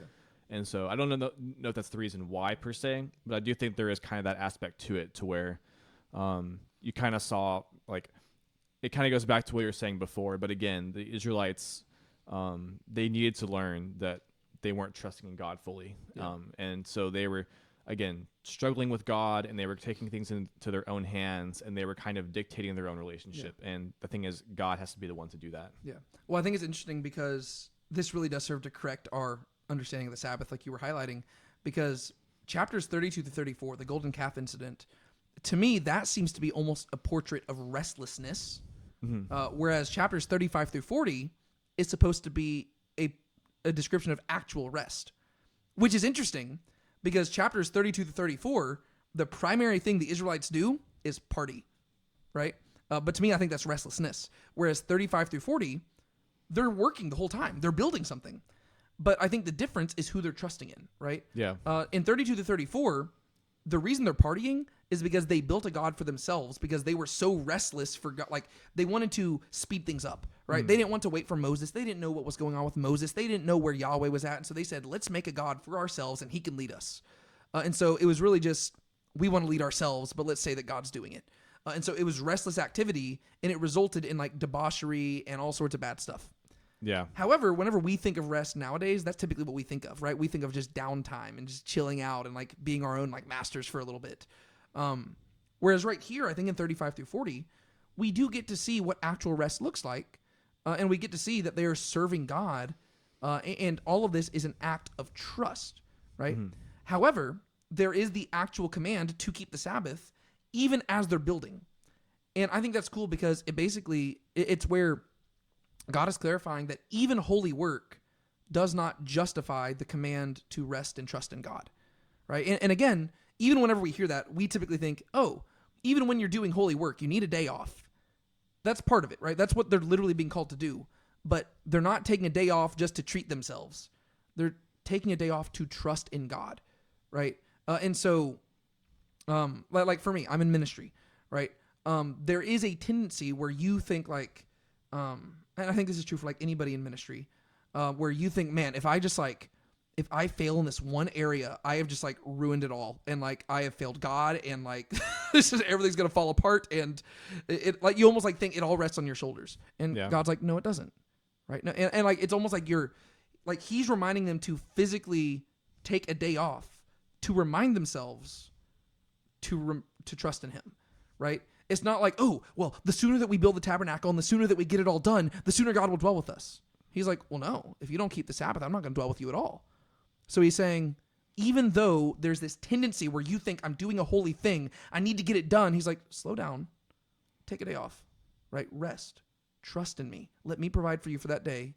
Then get back to work for the next 6 days. And eventually the tabernacle will be done, right? So it's like, you can't let like your zeal to obey God to lead you to not obey, like to actually hear him, right? Whereas I think that like that's a tendency like on the other end, right? Like on one hand, we typically like metaphorically break the Sabbath. Again, I'm speaking as like a modern person, not an Israelite.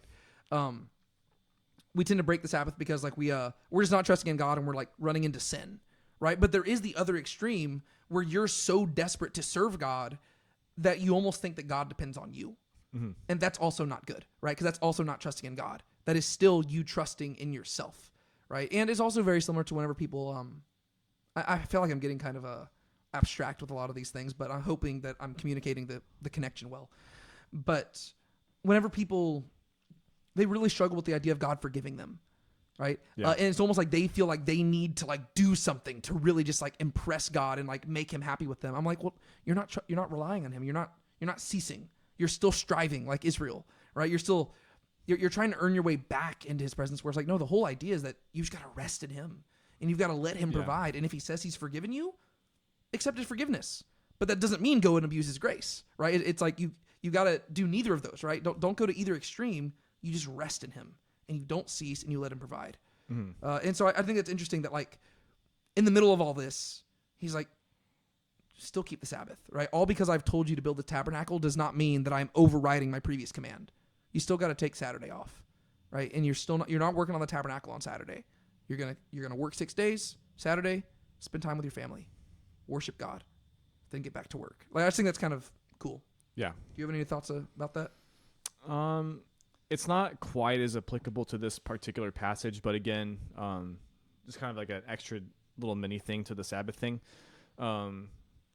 We've seen it in Scripture so far, but we're going to see it a lot, especially just like throughout the rest of the Bible, to where God has to often like put limitations on man to make sure that it's like clear that they can't possibly, like, he gives them any excuse to be able to like claim full credit for something. Mm-hmm. In some ways, the Sabbath is almost like another thing, like another way of doing that, to where if God, like, in theory, I guess if man is always like working every day, it gives them the possibility to brag or boast in like being self-made essentially. And like, I guess you could almost say like the Israelite religion could almost become self-made, to where it's like if they're always the ones doing the work. Yeah. And obviously that's not true, but again, it's not just about whether it is or isn't true. It's whether that like God doesn't want them to be able to claim that. Yeah.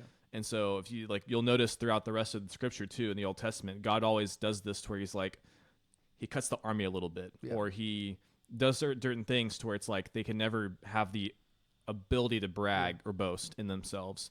And I feel like in a way the Sabbath is also like that, to where he never, like, he has to kind of cut that back, like cut their work back a little bit so they can't boast. Well, God does, he just loves limiting people, because the thing is, he doesn't want them to rely on themselves. And so like you said, right here, he's saying, okay, you're going to build the tabernacle. And you could see where they would have a tendency. They're like, well, we really messed up. All right. Well, we're just going to prove to God how sincere we are in our repentance by working nonstop to build this thing. And he's like, no. You're still trying to like atone for yourself. Yeah, you're still trying to atone for yourself. He's like, the covenant's renewed. I've forgiven you. Now just build it like I said and still take the Sabbath off. Mm-hmm. Right. And so they're having to trust in him. And like you're saying with like Gideon, right? He's like, that army's too big. Make it smaller. Or even earlier, whenever they got out of Egypt, and he says, lead them to the Red Sea. Because the thing is, he doesn't want them to think that they somehow did this. Even though he already gave all the plagues, right? You can almost see how like they would start thinking, oh, well, maybe it was like natural stuff that happened. Like that's what skeptics try to argue, that it was like all just natural occurrences. Yeah. He's like, let's take them to a place where they literally can't save themselves. You're going to take them to a body of water. I'm going to bring an army behind them. And I'm going to deliver them through the water so that when they get to the other side, they know that nobody but me brought them out. Yeah. And I don't think we should be surprised whenever the rest of Israelite history calls back to the Red Sea, where they're saying, look at what God did. And I'm glad you actually brought this up, because to me, this highlights like a personal conviction I have. And I actually learned it, not even from Exodus or anything, but from King David. Because, David's described as a man after God's own heart. And so whenever you read his story, he's called that before we ever even meet it, like learn his name. Yeah. And so when you read the story of David, the text of Scripture is begging you to look at him and figure out what makes him different. Mm-hmm. And I think that one thing that made him different than everybody else is that he took intentional efforts to like limit himself so that God could do things like this. Mm-hmm. And what I mean by that is whenever like at a young age, David was told that he would be the king of Israel. But every single opportunity he has to exalt himself, like you expect him to zig and he zags instead. Yeah. Right. And like the whole idea is like, he knows that like he's going to be the king of Israel. And you could almost expect that a person who would know that would say, okay, well, I'm going to do whatever it takes to position myself perfectly so that, it's easier on God. Whereas whenever you read David's story, there are several places where he could have seized the throne, where he could have claimed more power for himself, but instead he doesn't do that. Or done it faster. Yeah. Or he could have sped it up or something like that. But instead he doesn't, and it's because David was limiting himself so that when he ended up on the throne, nobody could say David put himself there. Mm-hmm. Instead, David limited himself so that when he was exalted, people could say God was at work here, right? And so there's places where Saul offers David one of his daughters, and David says, no, I can't marry your daughter. And it was the older daughter, right? Which, that was basically as good as just calling him like one of the crown princes, right? Under Jonathan or something like that. But David says no. He does end up marrying one of Saul's other daughters, but it's like, just because he really likes her. Because David did have a bit of a girl issue. But that's just something that to me is very interesting, that on one hand you have God, who he likes putting limitations on people so that in the end he gets the glory and they don't take credit for themselves. But then you have a man after God's own heart, and he does that to himself. And I find that significant because I think that that's a challenge that we as Christians need to do nowadays, right? Because it's very easy for us to just preach sermons and say it's by grace through faith apart from works. But usually what we end up doing is we say, well, the way that I'm going to make sure that I'm trusting in God's grace is I'm not going to do any works at all. We're just like, let's just not bring works into it, and then I won't be tempted to not trust God, right? Because I'll have nothing to trust in myself. Yeah. I don't think that's the proper response. I think we should serve God, but I think that there are certain places where we should notice a tendency to trust in ourselves, and we need to limit ourselves there, right? Yeah. And so like that's something that I try to get myself to do every now and then, where I'm like, okay, is there a place where I'm trusting in God, and I'm trusting in myself more than God, and I need to change how I'm approaching this in order to, trust in God more, and to make sure I'm relying on him more. And one example that I think of, and I've brought this up several times, I don't have any kids or anything, but I've brought this up to people because this is stuff I wrestle through, like, what am I going to be like as a parent if I ever have a kid? And one personal thing, I might change my mind later. I've talked to you about this, but like the whole idea of like Life 360. It's such like a small thing, but this is like an app that lets you like track like your family members. Yeah. There's nothing wrong with the app, right? Plenty of people like it. Plenty of people use it. I'm fine with that. But one thing, like I've thought about this, I'm like, as a parent, personally, I think it might be good for me to not use Life 360 because the main reason I would want it is because I want to be in control. Yeah. And I want to know where my kids are at. I want to know what's going on with them all the time. And I just know the way that my heart works, I would probably be checking that way too much. Right, I would be looking at it and I'd be like, I want to know where they're at, because like I would be, this kid's my pride and joy. I want them to be safe, and I want above all to keep them safe. But then I realized, am I trusting in God to take care of them or myself? And I was like, that could be like a very small thing where I just deny myself and say, you know what? If my kid's going over to his friend's house, I don't need to track them. I'll just say, the Lord be with you, and I'll pray for them, and I'll pray that God will bring them back. And again, I'm not criticizing people who do use Life 360, but I'm trying to think like in my own heart, what are certain ways where I can limit myself in order to just make it to where I don't take credit for myself. Like, look at how good a parent I am. Look at this kid I raised up. Well, no, God is the one who kept them safe. It wasn't me knowing where they were at that kept them safe. Or even more practically with this podcast, I struggle with this a lot. How much should I pursue growing the channel, right? To where I realize that making long episodes is not good for the YouTube algorithm. Yeah. Right? YouTube does not like that. Right? YouTube likes shorts because people have the attention spans of a peanut nowadays. But the thing is, I will occasionally make shorts to try to promote the channel. But I'm also very cautious because I'm like, well, what if this is me striving for something that God hasn't, like I don't know. Like I think of like the King David thing. I'm like, well, I'd feel much better about it if God took care of the growth and we just did our job, Yeah. So as I wrestled through that to where I don't have an issue with other people, actively trying to promote their YouTube content and stuff like that. But I'm always trying to look at my heart and saying, how can I rely more on God and less on myself? But at the same time, if we're devoting several hours of our every single week to this podcast, well, if it's only reaching like 5 people, well, at that point, I mean, there's probably better places where we could be devoting our time that would serve God better. But so that's where I like wrestle through, because I'm like, how much should I actively try to grow it versus like how much should I just let God do the growth?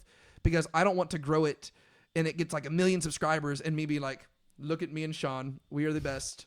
Everybody look at us. We have all the good things to say. Like, I don't want to rely on ourselves. I want to rely on God. And so that was a little bit of a long-winded thing there, but I was just trying to talk about how that's how, like, since I'm not an Israelite who has to take off every Friday evening to Saturday evening, I try to find different ways where I could metaphorically or theologically just like honor the Sabbath throughout my life in little ways like that. Yeah, well, to add to what you're saying, because I think that's a good point.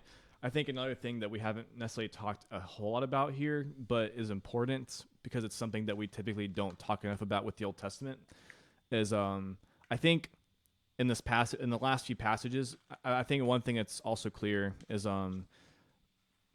and for what you're saying, there has to be a lot of use of wisdom and discernment to where, like, in a sense, in the same way that, like, you could say that God gave the Israelites the 10 Commandments, because I think at this point in the story, they'd only heard the first 10 Commandments. Yes. And then the rest of it they hadn't heard yet.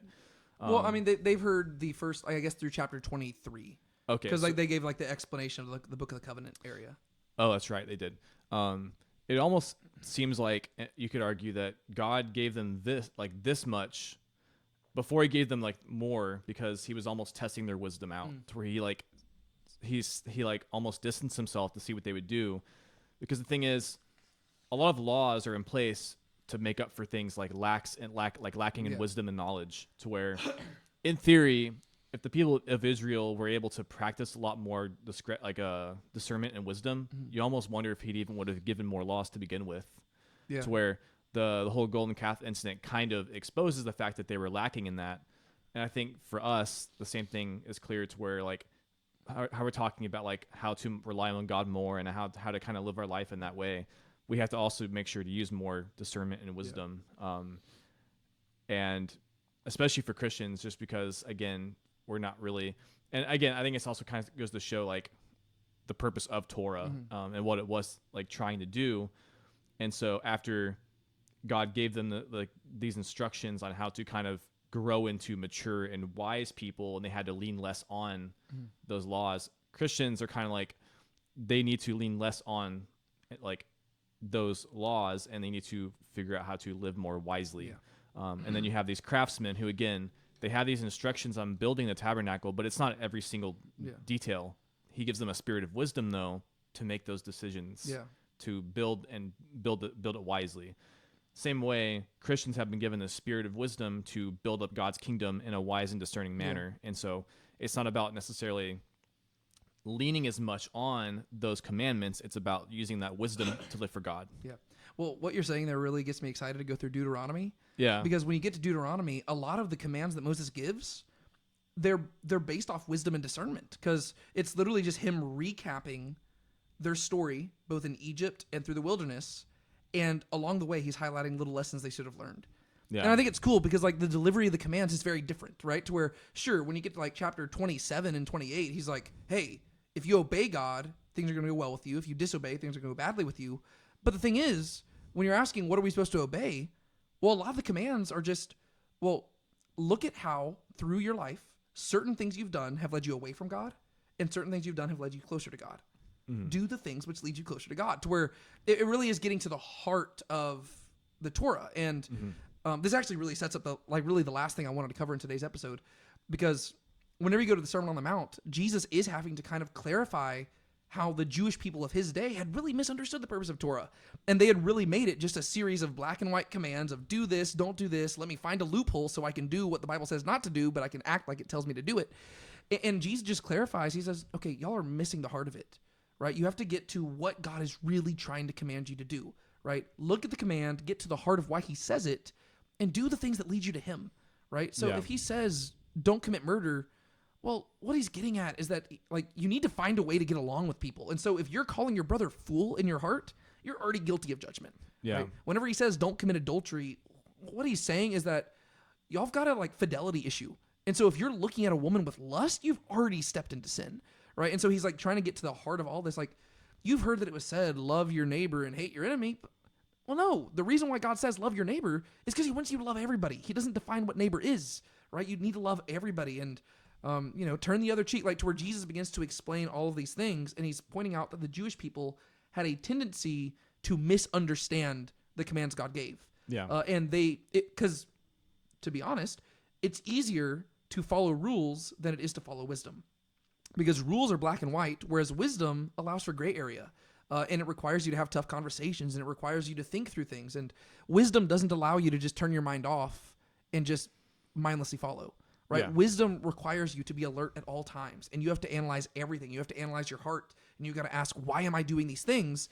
And that's what Jesus gets at in the Sermon on the Mount. He says, you can't, that's why he says, I'm not here to abolish the law. I'm here to fulfill it. He says, I'm not getting rid of the law. I'm actually strengthening things. He says, y'all have made it too easy.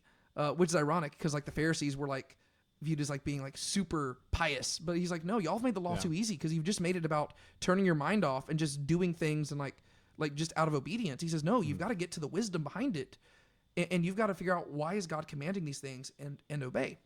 Yeah. And the reason I said that all sets up what I was wanting to get to is because the final thing I want to talk about is how I think the Jewish people misunderstood the Sabbath. But was there anything else you wanted to say in response to that before we hopped into that? Nothing really. Just again, like the purpose of Torah, of the law, is to train one up to be wise as well. So making that distinction of like, it's not I can't think of the phrase, but it's like not, I don't know if I really call it a means to an end, but it's like, again, it's not about the law itself, it's what the purpose of it is. Yeah. Well, I think means to an end is fine because the Torah makes it very clear that the end of the story is not in the Torah itself, right? There's this constant expectation that the Torah is preparing them for something greater, right? Moses says, I've set before you life and death, choose the life that you may live. But then he follows it up and says, but I know you're going to choose death. And so the Torah makes it very clear, this is not the end all be all. This is a step along the journey, right? And it is a means to an end. It is, God is trying to communicate something to Israel, and if they obey it, he's going to communicate something through Israel to all of us. And so I think means to an end is a totally good way of describing it. Okay. But so the final thing I wanted to talk about, and if we have anything else to talk about, we can. But just because we were talking about how there's this Sabbath section where we're spending a lot of time talking about the Sabbath, whereas most of the stuff we're talking about is supposed to be this. But to me, I just thought it was very interesting that it's bookended by the Sabbath. Yeah. And particularly in this passage, the way that this passage opens up is chapter 35, verses 1 through 3. I wanted to read these because this kind of got my mind thinking on something that led me into like researching some stuff. But it says this: Then Moses assembled all the congregation of the sons of Israel, and he said to them, these are the things that Yahweh has commanded you to do. 6 days work may be done, but on the seventh day you shall have a holy day, a Sabbath of complete rest to Yahweh.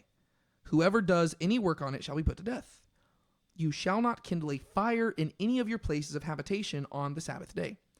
So whenever I was translating it, verse 3 stuck out to me.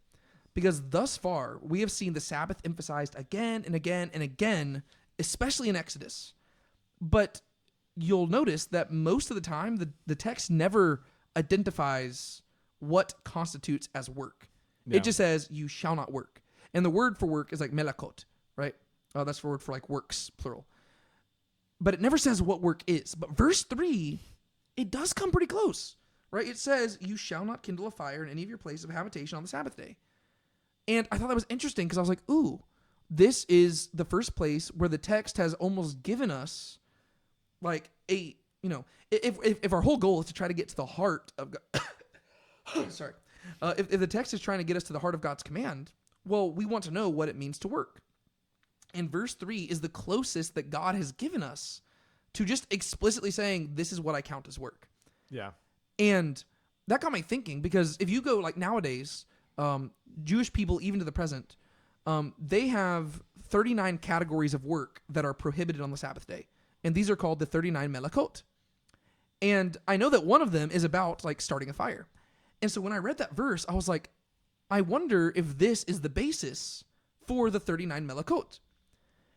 And I looked more into it, and it turns out that all the 39 melakot, or just the general idea of creating these categories, it actually stems from these commands that we see in chapters, really, I guess, like 31, or I guess 25 through 40 in Exodus, which I thought was just so interesting. Yeah.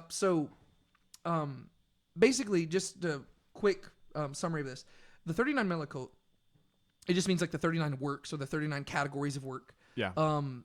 They aren't 39 separate things. They're 39 categories of things that Jewish people cannot do on the Sabbath day, and they are not found anywhere in the Bible itself. They were actually an early tradition that developed. We don't know exactly when it developed, It is found in the Mishnah, which is one of the earliest like Jewish traditions that we have that was documented after the fall of Jerusalem in AD 70, which is like just after the New Testament time period. But we don't know when these date back to. A lot of the traditions in the Mishnah and the Talmud and stuff, they say that they date back all the way to the time of Moses, but like we don't have any evidence of that, right? They just they claim that, and they ascribe certain traditions to certain elders and rabbis, but we don't know if it's legit or not because they weren't documented until like the 1st, 2nd, 3rd, and 4th century and whatnot. Yeah. But you have these 39 categories of work, and I was like, oh, I guess that like I was thinking verse 3 might be the foundation of it. It turns out that all 39 categories of work, or just the idea of them, they do in some way trace back to the commands about the tabernacle. And they were basically saying, like, this is the first time where God has actively instructed people to do something, right? To work on something. And the repeated work the repeated word throughout this passage is work, work, work. It says, this is the work of a craftsman. This is the work of a weaver. This is the work of a mixer. This is the work of a designer. And that word there, it's where you get the word melekot from. And so they basically use this passage, apparently, traditionally, to develop these categories of work. And from my perspective, I would say that they have totally misunderstood the purpose of the Sabbath day. So I like the final thing I wanted to talk about here, just because, as we say at the beginning of every episode, our goal is not simply to talk about what the Bible says, but also what the Bible doesn't say. Mm-hmm. And so I thought that we might be able to have just a discussion here about what I think they got wrong about the Sabbath day. And we'll probably be able to bring up Jesus a little bit here again. We've been talking a lot more New Testament in this episode. I guess I have. But the 39 categories, I'm just going to read them really quickly. I'm not going to go into detail about them. But the categories are plowing, sowing, reaping, gathering, threshing, winnowing, sorting, grinding, sifting, amalgamation, baking, shearing, scoring, combing, dyeing, spinning, warping, constructing loops, weaving, unraveling, tying, untying, sewing, tearing, trapping, slaughtering, flaying, tanning, smoothing, scoring, measured cutting, writing, erasing, building, demolishing, extinguishing, kindling, final hammer blow, and transferring. The 39th category, that's one that you'll be familiar with from the New Testament text, because there are several instances where Jesus will heal somebody and he will tell them to pick up their mat and go home, and he'll do this on the Sabbath day. And whenever this person obeys, the religious leaders, the Pharisees, they will get mad about this, and they will say this person has violated the Sabbath because they have transferred the object from one domain to another. And even to this day, there are Jewish people who they'll create like these like lines and stuff like that they'll put around locations in order to declare it all one domain so that they can move stuff around in that area. And so again, they're creating loopholes to get out of obeying the commands, which they themselves embellished, which I just find is interesting. What are your thoughts on these 39 categories and how they seem to understand the command of Sabbath and possibly how they maybe misunderstand it? Yeah, so like you said, a lot of these have to do with either like crafting or like almost like farming. So it's either building or it's like providing for like food for yourself. Yeah, stuff that they would have been doing in the wilderness. Yeah, and I really do think that like the stories in the New Testament, they really show like the most extreme, like I guess like the logical end of this kind of like thinking, to where like it seems like harmless enough if you're reading this and you're like, okay, well, I can see like them not like doing certain things, but it's whenever you realize how extreme they also carry it out. Because honestly, I don't even know if I really have a problem with like half of like most of these in general. It's like, okay, not farming in general, like not going like working out in the field, maybe to say, or like maybe not like worrying about like constructing buildings for one day, in general, I can like see that it's fine. It's the problem is when they start taking it so seriously that it becomes more work than just simply like using wisdom to figure things. Because what ends up happening is, again, it kind of goes back to the golden calf thing, to where they're not waiting on God and they're not relying on what God told them to do. They're trying to figure it out for themselves. Yeah. And really what you're doing by making this list is you're not relying on what God's told you. You're saying, I'm going to figure it out for myself and I'm going to do it on my own terms. And honestly, it's just more work anyways, because you're having to constant, like if you think about how broad some of these subjects are, just like tearing and carrying, it's like that's exhausting. Yeah. You're having to exhaustively always think about like what you're doing. And to be fair, we did just talk about like how having a relationship with a holy God is inconvenient. Yeah. But again, you got to use a little bit of wisdom here. Like this is beyond just being this would be a stumbling block to actually having a relationship with God. Well, I think so. There's several issues I do have with it. The main issue is they're putting words in God's mouth, right? Because the thing is, God did not say, like, I think that God was intentional in the fact that he didn't over-define work. I think we do have a hint at it in verse 3, like I said, but I think that he was intentional to not over-define it, because the thing is, I think he wanted people to use wisdom, and he wanted them to get to the heart of the command. Yeah. And that's why Jesus gets frustrated, because he says, woe to you, O scribes and Pharisees and stuff, because he says, you teach as doctrines the commandments of men. He says, you're taking things that you created, and you're teaching them as if they're the word of God. And you find you're taking your confidence, and you're getting boastful and self-righteous in the fact that you kept these 39 categories of work.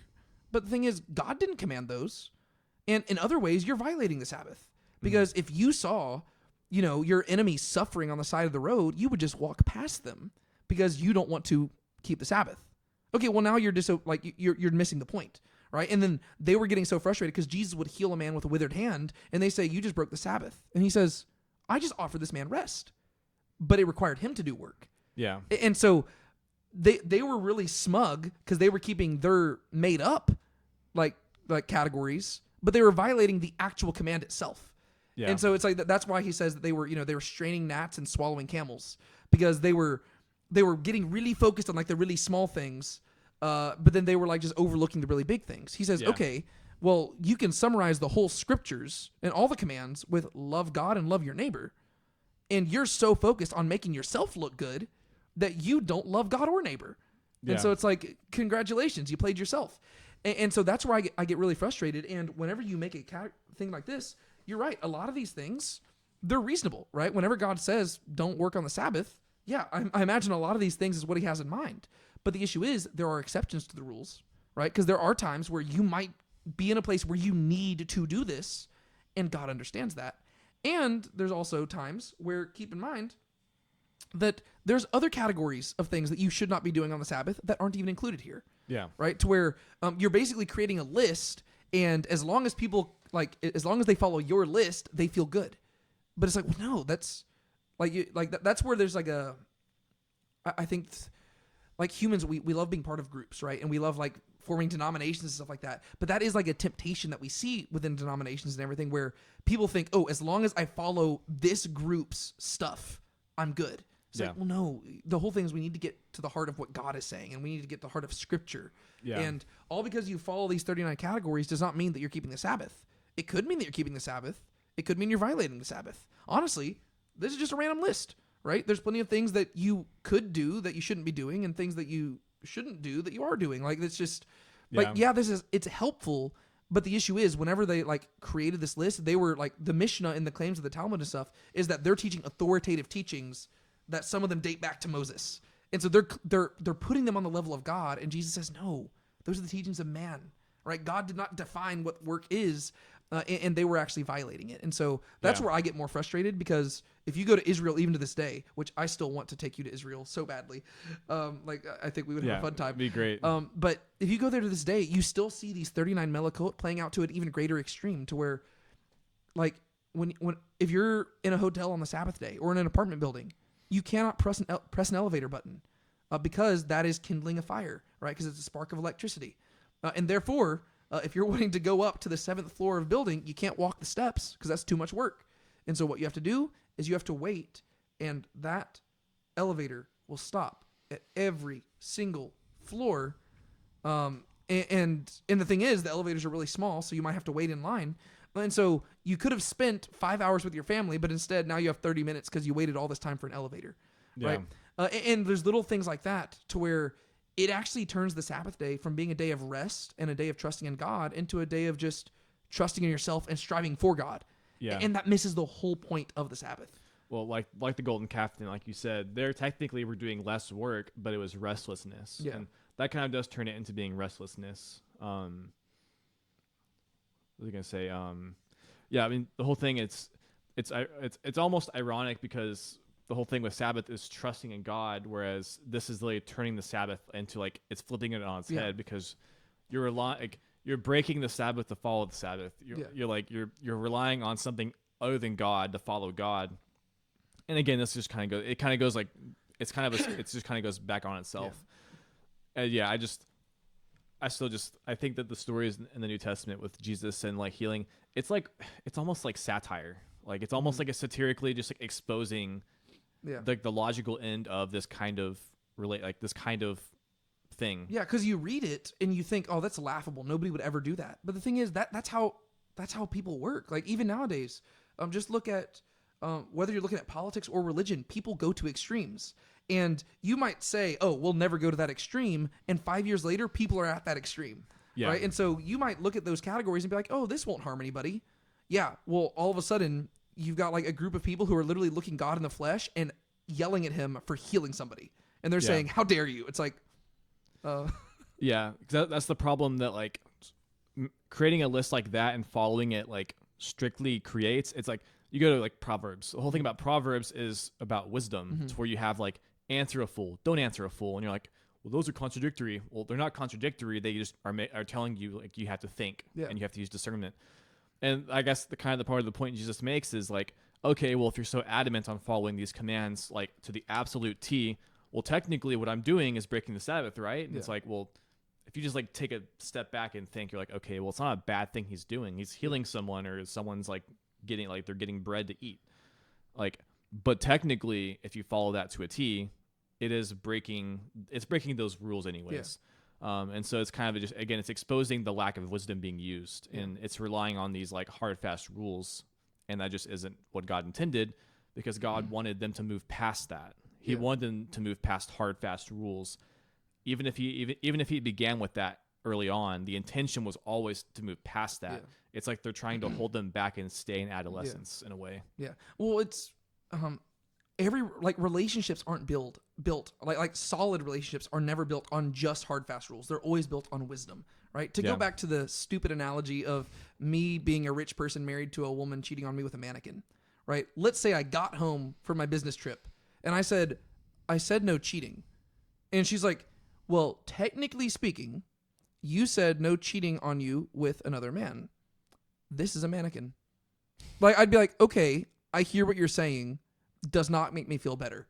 It's like what you're saying is arguably even weirder, to where she has built a hedge around the law, right? She's taken this rule I gave and missed the heart of it entirely. And in her desperation to pursue her own desires, she just did something weird, right? To where it's like, okay, you're right. Technically, you didn't do the thing I prohibited, but you did violate the heart of the command, and you also, I think, violate some other stuff too, right? To where it's like a very just like weird like I don't know. It's just like relationships. They're not made for that, right? They're supposed to be built on wisdom and discernment, and that's the whole issue that you see with the Pharisees is they built a hedge around the law, but that always leads to like legalism, and it does not lead to an actual like solid relationship. And that ties back to like Genesis, right? Whenever like the moment Eve says, "We shall not eat from the tree, nor shall we touch it," that's the moment you know she's going to sin, because God did not say don't touch it, right? But in her saying God said we can't touch it, she has now made God seem even more restrictive, which has totally changed the flavor of the command that he had given, right? Whenever he told them, don't eat from this tree because if you eat from it, you will die, he was trying to give a life-giving command, right? He was saying, hey, just don't do that. This is an empty prohibition. Just don't do that. But she added more restrictions to make it seem like he was just trying to be a tyrant, lording himself over them. And that changes the nature of the relationship. And so, I know that literally only 3 verses of this whole section deal with the Sabbath. And we've probably spent most of this podcast talking about it, but I think it's because it's going to come up again and again. Not only in the New Testament, but even throughout the Old Testament. One of the reasons why the Israelites are sent into exile is because they failed to keep the Sabbath. And so we really need to have a good understanding of what the Sabbath is in order to really understand the rest of the story. And that's something that I wrestle through nowadays because, again, I'm not an Israelite. I'm not under the law. But God gave the command, God gave the command to keep the Sabbath for a reason. And it wasn't just so that you had 24 hours from Friday evening to Saturday evening off, right? Yeah. I still sometimes try to honor that. Like there are times like if I can, I will try to take like Saturday off just to, I think it's a healthy thing to do.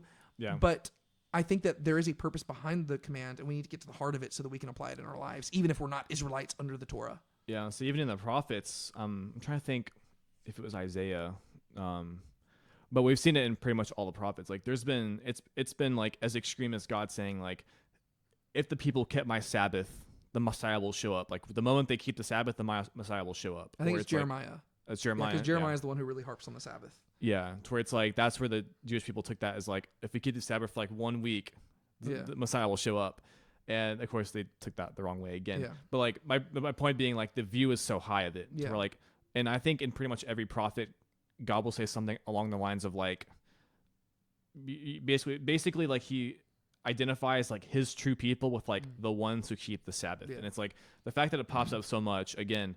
It's kind of like the whole point of this podcast is to like get the foundation down. Yeah. So it's like we need to get the foundation of like what the Sabbath is so that later on we can understand like what God's talking about. And then also just, again, the purpose of Israel, because they are like, Israel is almost like the nation of like the people with the Sabbath. Yeah. So, well, and I think it's also funny because in those same prophets, on one hand, they'll say, you've stopped keeping my Sabbaths. What's up with that? But then there's other places where he'll say, your Sabbaths and your holy days mean nothing to me. To where it's like you kind of get the portrait that they were keeping the Sabbath in some way, but the way they were keeping it was not satisfactory to him.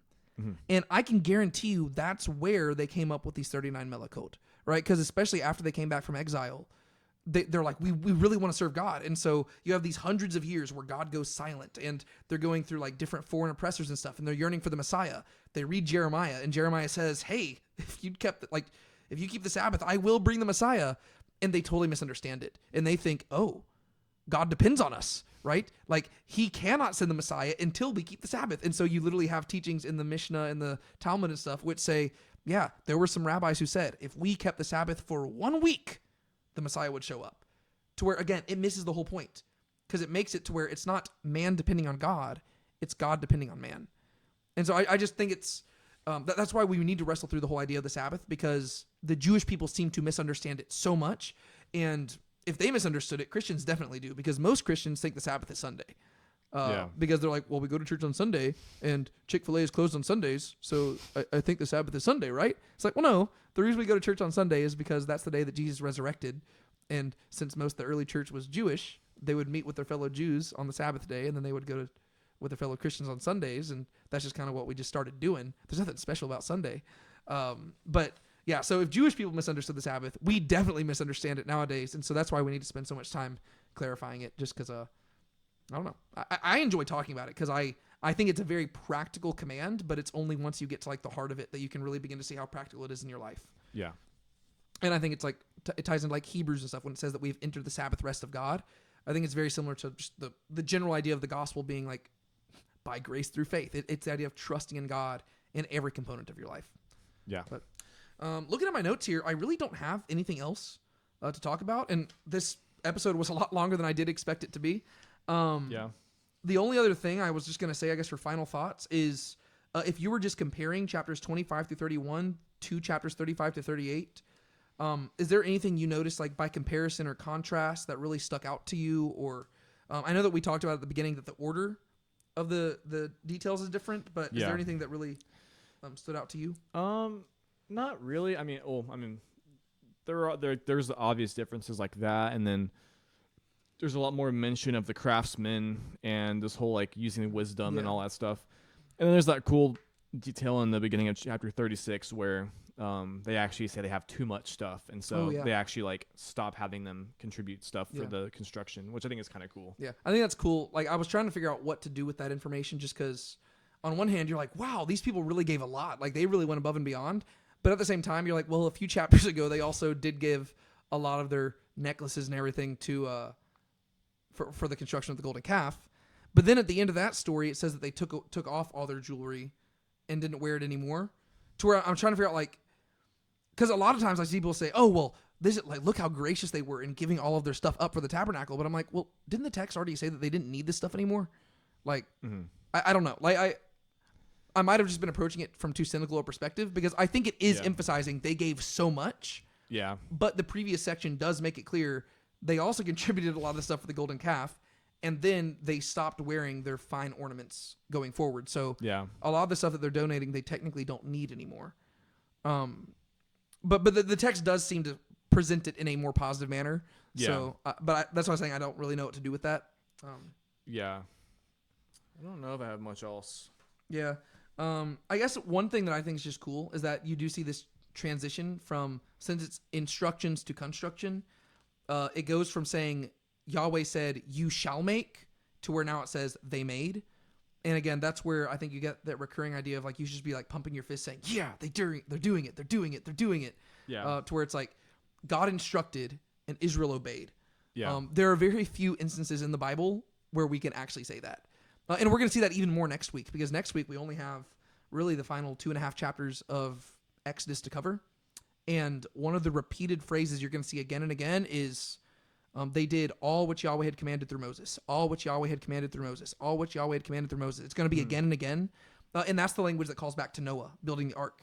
And so it's going to be a really recurring thing. So I think that's worth highlighting. But Yeah. I really don't have much else to say unless you do. I had forgotten this was even, the words were in there, but I had mentioned about like the whole like wisdom and discernment stuff. I know like wisdom's come up a lot, but I didn't even realize It's like that wise of heart stuff. well, like multiple times in chapter 35/36, it mentions like them having wisdom and discernment, to where it says, where is it? It's the first time.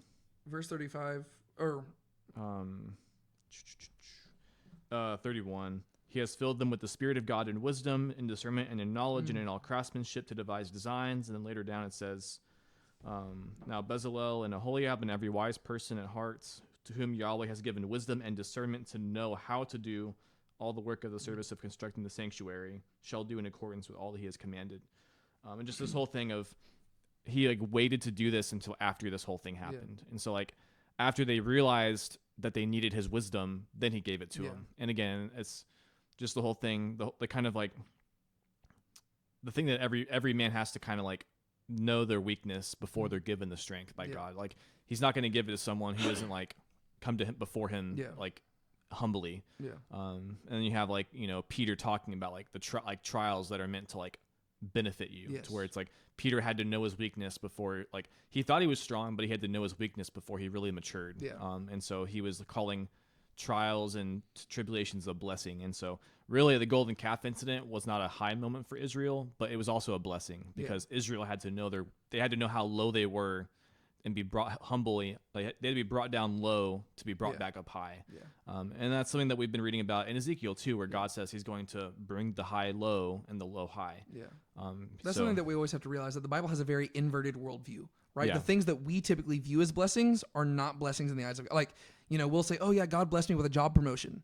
And the Bible would say, how do you know that's a blessing, right? You have to wait a little bit. Like if the job promotion leads you closer to God and helps you love others better, then sure, it was a job, like then it was a blessing. But like if it makes you more selfish and worldly and greedy, that wasn't a blessing. That was a curse. So, but like, so where the golden calf incident, it was a terrible moment, but a lot of really good came from it, right? And it was a blessing in disguise, to where they needed to have all that stuff exposed. And throughout all of that, Aaron has learned now how to be an actually good priest, because he has seen it in his brother, right? And you get to see Moses, like, there's so much good that came out of the golden calf thing, to where you're not going to say, oh, it was worth it for them to do it, but you get to see how God can bring good from bad. And so sometimes that stuff is necessary. And then I guess one other thing, just because you brought up how the craftsmen are the guys filled with wisdom and discernment and things, I think it's important for us. I don't know if we've really clarified this, but whenever we talk about wisdom in the Bible, it's a bit different than how people typically think of wisdom from a modern perspective. Because from a modern perspective, when we think of wisdom, we think of like Greek philosophers, right? Who just like, you know, they sit around and just think about nothing, which that stuff's fun. That's not what the Bible means. Whenever the Bible talks about wisdom, it's talking about very practical stuff, right? Like a craftsman, like a handyman, he is a wise person because he knows how to do things. Whenever you go to Proverbs, it isn't like, whenever it says it's giving you like Proverbs of wisdom, it's not just saying, oh, here's how you can think better about the world. It's like, no, here's how you practically live in the world. Sometimes you answer a fool according to his folly. Sometimes you don't. A wise person will know the difference. It's like applying the like knowledge is like wisdom is basically applying knowledge. Yes. Yeah, and I think it's cool because in this instance, you're applying knowledge to just very like practical, handy things, right? Like they're filled with wisdom in the sense of they know how to work with wood, they know how to work with metal. Last week I talked about how like I'm somebody who's kind of artsy and I like working on art stuff, and so I really like this. But also, I'm not at all a handyman, right? Like there are some things like I know nothing about cars, I know nothing about like stuff around the house, and so I think it's cool to where I relate to the artistic side of this stuff, but the handyman stuff is like I don't know. If you were to tell me to make the tabernacle, I would not know where to start, right? And if I did it, it would not come out well. Yeah. And so I think it's kind of cool, like that is viewed as like wisdom from God's perspective, right? Yeah, like just it's literally true. just knowing how to conduct yourself in the world. Like that's something that I struggle with a lot because like I'm filled with a lot of head knowledge, but there's a lot of just practical stuff I do not know how to do. And I want to know how to do it. I'm just not good at a lot of it to where I'm just like, what even am I doing right now? But that is a sort of wisdom. And God says that's a good thing to have. And so I just think it's like interesting because it's different than how we typically think of wisdom. It's true. Right? It's not just like a gray bearded, like dude just like sitting there just like pontificating about life. It's like, no, like wisdom is, it's getting out there and knowing how to conduct yourself in a manner that actually leads to human flourishing. I think that's kind of cool. Yeah. But anything else you want to add? I don't think so. All right. Well, that's all I got to say. Like I said, I'm actually pretty impressed. You know what? Real quick, how long you think this episode's been? Probably close to 2 hours. It's been exactly like 2 hours. Like I just think it's I was expecting honestly for this to be like 40 minutes, but I think the conversation we had was good. I think we probably spent about 30 minutes, if that, talking about the tabernacle itself, and then the rest was just like the Sabbath. But yeah. So. that shows you that we could go more in depth on all these verses, right? Because we just spent a long time talking about like 3 verses at the beginning of the passage, and like on our Tuesday night group that we have at my house. I just realized that camera is off. Huh. That's interesting. I wonder how long that's been like that. Our audio's still going good, though. Okay. Okay, well, y'all can't see us, so I don't know what's going on there. I'm just going to... I just realized that. What was I saying? Oh, our Tuesday night group that we have at our house, we usually go a lot more in depth, and so that gives you a little taste of what that is like. Yeah. I wonder when that video turned off. Interesting. Cool. Well, anything else you want to say, Sean? I don't think so. All right, cool. Well, my name's David Tate. And I'm Sean Powell. And this has been Talking Through the Text. See y'all later. Bye. Thanks for listening to Talking Through the Text. If you enjoyed this episode and want more like it, be sure to subscribe and share it with someone who might enjoy it too. Stay tuned for more episodes coming your way. Until next time, keep talking through the text.